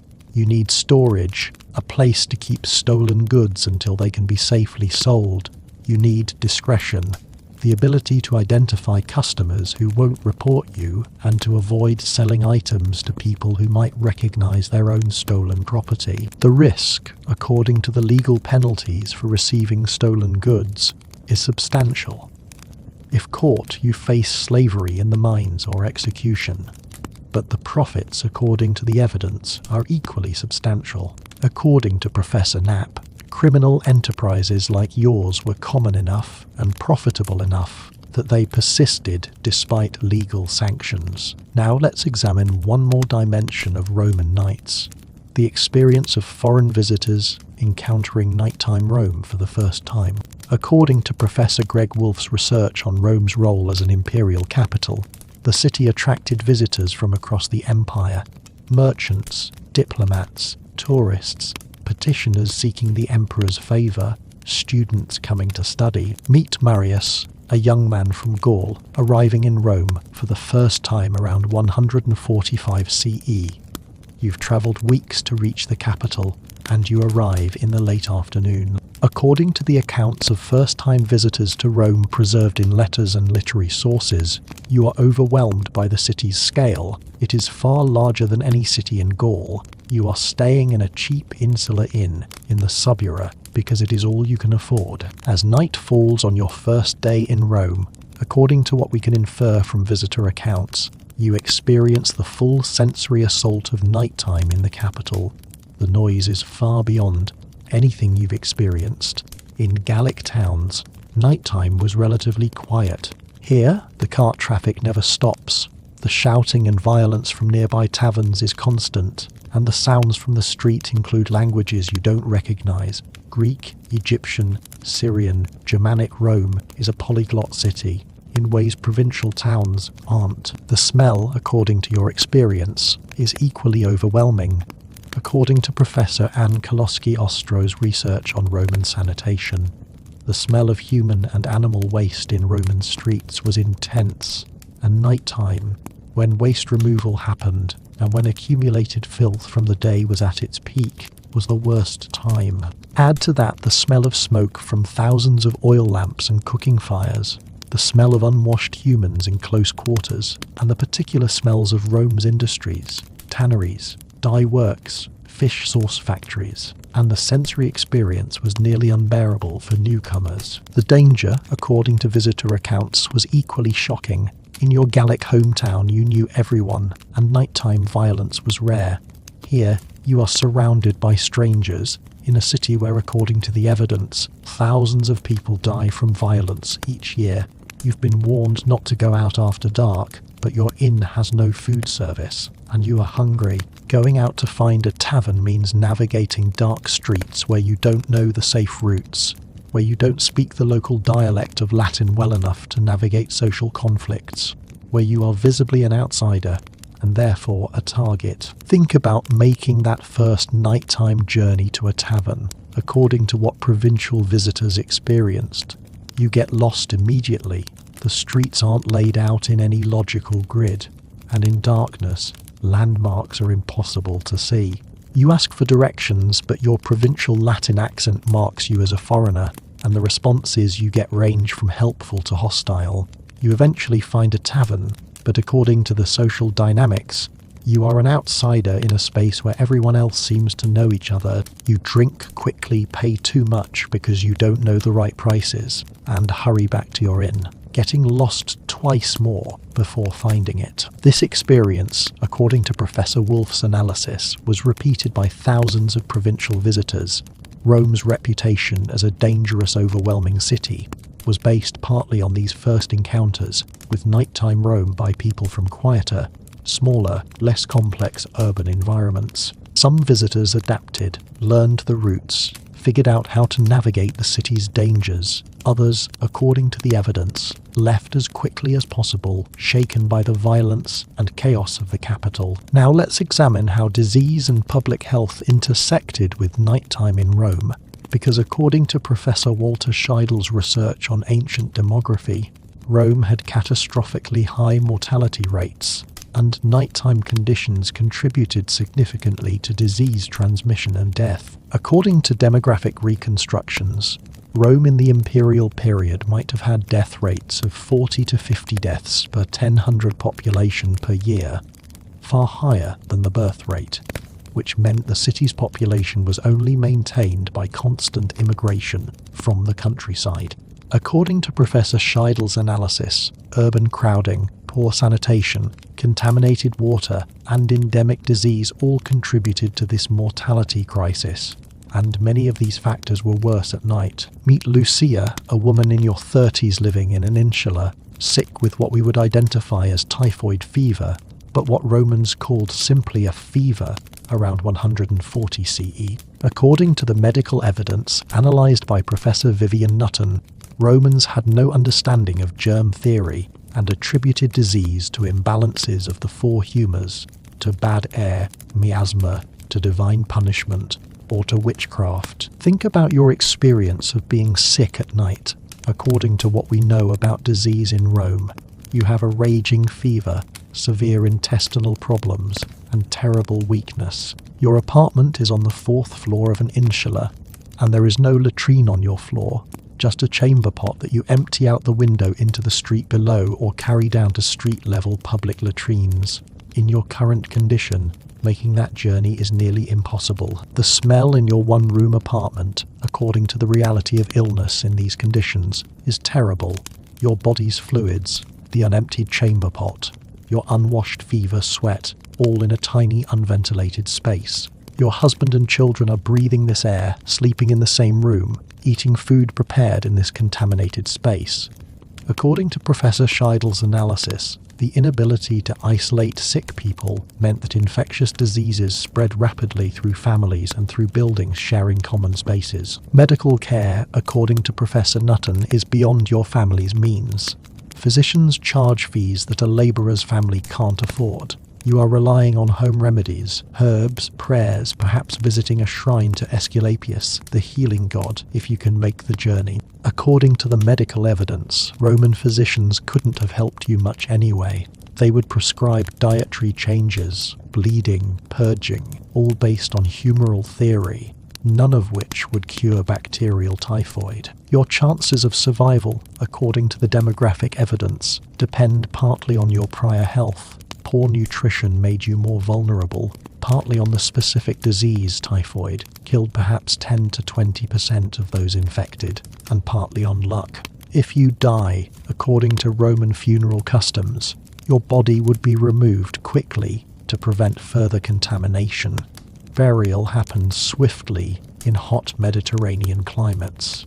Your family would mourn, but according to Professor Scheidl, death was so common in ancient Rome that elaborate grieving for anyone except close family members simply wasn't sustainable. But infectious disease in nighttime Rome affected more than just individuals. According to Professor Kyle Harper's research on pandemic disease in the Roman Empire, major epidemics periodically swept through Rome, killing thousands or tens of thousands in short periods. During epidemic times, nighttime took on additional terrors. Meet Marcus, a shopkeeper living through the Antonine Plague, a pandemic that struck Rome around 165 to 180 CE, possibly smallpox or measles, that killed an estimated quarter of the population. Your neighbourhood, according to the descriptions of plague conditions, has been devastated. Houses stand empty, their residents dead or fled. The smell of death is everywhere. Bodies decompose faster than they can be removed, and the mass graves outside the city walls can't keep up with the death rate. Think about nighttime during plague, according to the descriptions in Roman sources. The normal nighttime sounds, cart traffic, tavern noise, fights and celebrations, are reduced or absent. Instead, you hear mourning, screaming from homes where people are dying, the calls of funeral processions happening at all hours, because there are too many dead to wait for traditional nighttime funerals. The vigiles are overwhelmed trying to remove bodies and fight fires in abandoned buildings. The fear, according to what we know about psychological responses to plague, is paralyzing. Romans believed disease spread through bad air, so the smell of death that permeates nighttime Rome seems to confirm that the plague is everywhere. Inescapable. Your neighbours are dying. Your family might be next. According to Professor Harper's analysis, plague mortality was so high and so rapid that normal social structures broke down, bodies went unburied, children were orphaned. The economic system faltered as workers died faster than they could be replaced. The nighttime behaviours that normally characterised Rome commercial activity, entertainment, crime, all changed during major epidemics. According to the evidence, commerce continued because the city still needed food, but the workers handling goods were dying and being replaced constantly. Entertainment largely stopped, taverns closed, Brothels emptied as both workers and customers died or stayed home in fear. Crime might have increased as social order broke down, or decreased as people avoided going out. The records are unclear, but what is certain is that nighttime Rome during plague was a fundamentally different and more terrifying place than during normal times. As we truly reach the end of this long exploration of nighttime Rome, think about all we've discovered through these dozens of individual stories and experiences. According to the comprehensive evidence from archaeology, literature, legal texts, medical writings, and material culture, Roman nights were a world of extremes: extreme danger and extreme opportunity, extreme poverty and extreme wealth, extreme suffering and extreme pleasure. The smells of Roman nights, according to the archaeological and literary evidence, were equally distinctive: smoke from thousands of oil lamps and torches, wine and cooking smells from taverns, human and animal waste in the streets, unwashed bodies, the particular smells of different work activities, the occasional sweetness of baking bread, the acrid smell of burning buildings. These smells told Romans where they were and what was happening around them, even when darkness made seeing difficult. The people who inhabited nighttime: Rome: workers, criminals, religious devotees, homeless wanderers, wealthy thrill seekers, desperate parents, firefighters, prostitutes, bakers, thieves, gamblers, and countless others created a social world that was more fluid and less structured than daytime society. Night allowed behaviours that day prohibited, but it also imposed dangers that day didn't require navigating. According to Professor Jerry Toner's synthesis of all this evidence, understanding Roman nights is essential to understanding Rome itself, because a city isn't just the sum of its daytime activity. The night reveals different aspects of urban life: the infrastructure that sustains the visible city, the social relations that can't be expressed in daylight, the dangers and pleasures that darkness either creates or permits. Roman nights were harsh, dangerous, and often miserable, but they were also energetic, creative, and revealing of human nature in ways that the more regulated daytime hours couldn't be. The economic infrastructure of nighttime Rome, according to Professor Neville Morley's comprehensive analysis, was so extensive and essential that removing it would have caused the city to collapse. The bakers who worked all night so bread was ready at dawn. The carters who moved goods through dark streets so shops could open stocked with merchandise. The night soil collectors who removed waste so the city didn't drown in its own filth.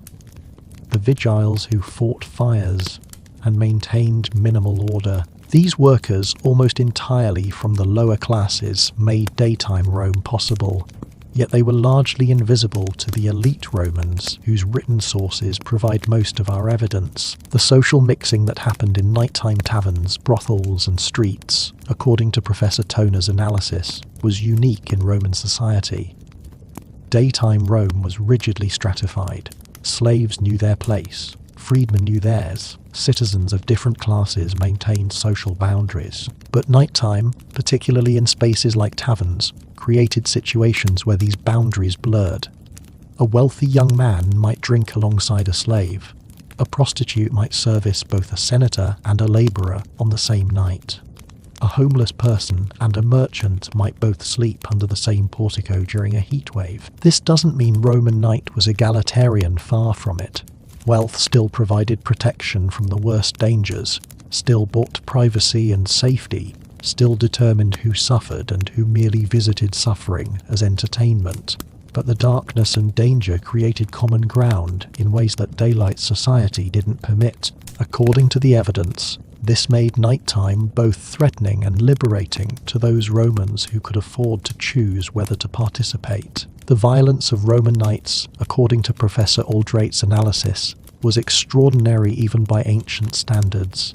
The combination of minimal law enforcement, readily available weapons, alcohol consumption, masculine honor culture, and darkness created an environment where violence was almost routine. A tavern argument could escalate to murder within minutes. A nighttime walk could end in robbery, assault, or death. Elite youths could terrorize entire neighborhoods with minimal consequences. According to the evidence, this violence wasn't exceptional. It was woven into the fabric of nighttime Rome so thoroughly that sources mention it as normal background reality. But Romans adapted to this violence according to the evidence.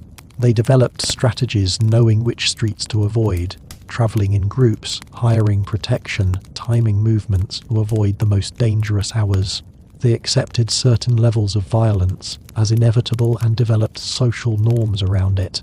According to Professor Toner, this acceptance of violence as normal tells us something fundamental about Roman culture. Life was harsh, death was common, and individual suffering mattered less than collective survival. The sensory experience of Roman nights, the darkness, the smells, the sounds, the tactile reality of navigating unlit streets, shaped Roman psychology in ways modern people struggle to understand. According to Professor Aldrate, humans evolved to fear darkness because nighttime brought genuine danger. For modern urban dwellers, electric lighting has largely eliminated that ancient fear. For Romans, the fear was entirely justified. Nighttime did bring danger, every night, predictably and inevitably. This meant Romans experienced their city very differently than modern people experience cities. According to the evidence, the Rome you knew during daytime was almost a different place at night. Familiar streets became alien and threatening. Landmarks disappeared in darkness. The sounds and smells changed completely. According to Professor Garrett Fagan, this created a kind of double consciousness for Romans. They knew both the day city and the night city, and they had to navigate between them constantly. The religious and supernatural dimensions of Roman night, according to Professor Valerie Hope's research, added another layer to the psychological experience. Romans genuinely believed that nighttime was when the boundary between the living and the dead weakened, when magic had power, when ghosts walked, when divine and demonic forces were most active. This wasn't superstition in the sense of believing something they knew to be false. It was their cosmology, their understanding of how the world worked. Think about what this means for lived experience. According to Professor Hope's analysis, that sound in the dark street might be a criminal, or it might be a ghost. The sudden chill might be weather, or it might be supernatural presence.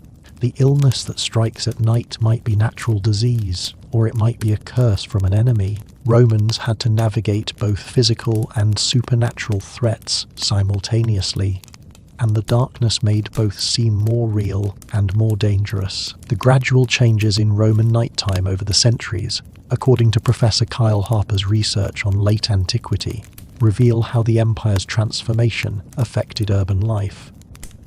In the late empire, as Christianity became dominant, the religious character of night changed. Christian prayers and services replaced or supplemented traditional religious activities. The celebration of Christian festivals created new nighttime patterns, but according to Professor Harper, the fundamental realities, darkness, danger, the need for night work remained essentially unchanged, even as the Roman Empire declined and transformed. According to Professor Chris Wickham's research on the transition to the Middle Ages, nighttime urban patterns persisted. Medieval cities inherited many Roman nighttime realities: the darkness, the danger, the nighttime work patterns, the mixing of classes in taverns and streets. The technology of lighting didn't improve significantly until the 19th century, which meant urban nights remained fundamentally dark and dangerous for over 1,000 years after Rome's fall. What would nighttime Rome sound like if you could travel back and experience it? According to the comprehensive analysis of all our sources, you'd hear cartwheels constantly, iron rims on stone pavement, creating a grinding, rumbling noise that never stopped from sunset to dawn. You'd hear shouting, merchants calling to customers, drivers cursing at each other, fights breaking out, prostitutes advertising, street vendors selling night food, beggars pleading for coins. You'd hear animals, oxen pulling carts, dogs barking and fighting, rats in the garbage, mice in the walls, the occasional escaped livestock. You'd hear human sounds, laughter from taverns, screaming from violence, moaning from brothels, crying from babies in crowded apartments. prayers from religious ceremonies, singing often drunk and off-key, the sounds of various crafts being practiced through the night. You'd hear the vigiles, their calls to each other, their warnings about fires, their confrontations with criminals. You'd hear water fountains running, people drawing water, rain when it fell, liquids being poured from windows onto the street below. According to Professor Fagan's compilation of sound references in Roman sources, the overall volume of nighttime Rome would have been substantial, perhaps 70 to 80 decibels in busy areas, equivalent to heavy traffic in modern city, but the quality of the sound would be completely different. No engines, no electronics, just human voices, animals, wheels on stone, and the thousand small sounds of a densely packed pre-industrial city. After dark, the smells of nighttime Rome would be equally distinctive and overwhelming to modern sensibility. According to Professor Anne Kolosky, Ostro's research on Roman sanitation, the smell of human and animal waste would dominate. Chamber pots emptied from windows, public latrines that were never really clean, accumulated filth in streets. The unique smell of Roman concrete that included volcanic ash and was often mixed with organic materials. Add wood smoke from thousands of cooking fires and oil lamps, creating a haze that hung over the city. Add the smell of bodies, 1 million people who bathed infrequently, if at all, packed together in close quarters, sweating through work and heat. Add the smells of various industries, tanneries using urine to process leather, fish sauce factories fermenting fish in the sun, dye works using chemical mordants, bakeries producing bread, one of the few pleasant smells. Add wine spilled in taverns, vomited by drunk people being transported in amphorae that leaked slightly, being consumed everywhere. Add cooking smells, meat when people could afford it, more commonly grain porridges, vegetables, the particular smell of olive oil used for everything. Add the smell of animals, oxen pulling carts, their waste in the streets, dogs both owned and feral, rats, mice, the occasional sheep or pig being driven to market. According to Professor Kolosky Ostro, the overall effect would be intense and unpleasant to modern noses, but Romans were adapted to it. This was simply what cities smelled like. The visual experience of nighttime Rome would be fundamentally unlike modern nighttime cities. According to Professor David Frederick's research on Roman lighting, the darkness would be nearly complete except for isolated points of light. An oil lamp produces about 13 candle power, roughly a 15-watt incandescent bulb. A torch produces more light but burns fast and is expensive. Most streets had no lighting at all. Some major intersections or important buildings might have permanent oil lamps, but these were rare. This meant navigating by starlight and moonlight when available, by the faint glow from windows where lamps burned inside, by occasional torches carried by wealthy people's slaves, by the distant glow of fires. According to Professor Aldrate, a moonless night in Rome would be darker than modern people can easily imagine. No ambient light from streetlights or buildings, just vast darkness punctuated by tiny, inadequate lights that created more shadows than illumination. The shadows themselves would be important. According to the evidence in Roman literature, shadows cast by flickering lamps and torches created an environment where things weren't quite what they seemed. A shadow might be a person, or a column, or nothing. You couldn't tell until you got close. Movement in the dark was uncertain. You might stumble, might run into someone, might step in filth, might walk into a wall. According to Professor Fagan, this created constant low-level stress for anyone moving through nighttime streets. Now think about how all these sensory elements combined. The sounds, smells, sights, and also the physical sensations. The feel of uneven pavement under your feet in darkness. The temperature cold and damp in winter, oppressively hot in summer, with no way to adjust it. The feel of other bodies in crowded spaces, jostling in taverns, brushing past people on narrow streets, the crush of a crowd. The tactile reality of materials, rough wool clothing, stone walls, wooden shutters, the slickness of something spilled in the street that you've stepped in. According to Professor Aldrate's comprehensive analysis, this sensory environment shaped Roman nighttime behavior profoundly. The darkness made people more cautious or more reckless depending on their circumstances and personality. The smells marked territory and activity. You knew you were near a tavern, a brothel, a tannery, a bakery based on smell, even when you couldn't see clearly. The sounds provided information. Cart traffic meant commercial streets. Screaming meant violence. Singing meant taverns. Prayers meant religious activity. Romans developed a kind of literacy of nighttime sensory information. According to Professor Fagan, they learned to interpret the sounds and smells and limited visual cues to understand what was happening around them, to navigate safely or at least less dangerously, to find what they sought in the darkness. This knowledge was essential survival skill for anyone who had to be out after dark regularly. The transformation that dawn brought, according to all our sources, was dramatic. As the sun rose, the darkness that had dominated and shaped everything began to fade. The sounds changed. Cart traffic decreased as daytime movement restrictions took effect.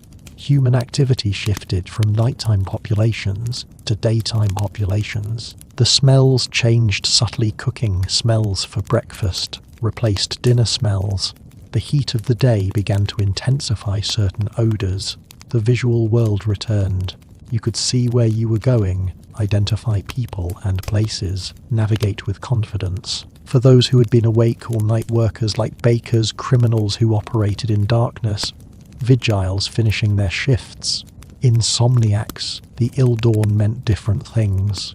For bakers and other night workers, it meant the end of the work shift and the beginning of rest. For criminals, it meant retreat to hiding places because daylight made their activities too visible.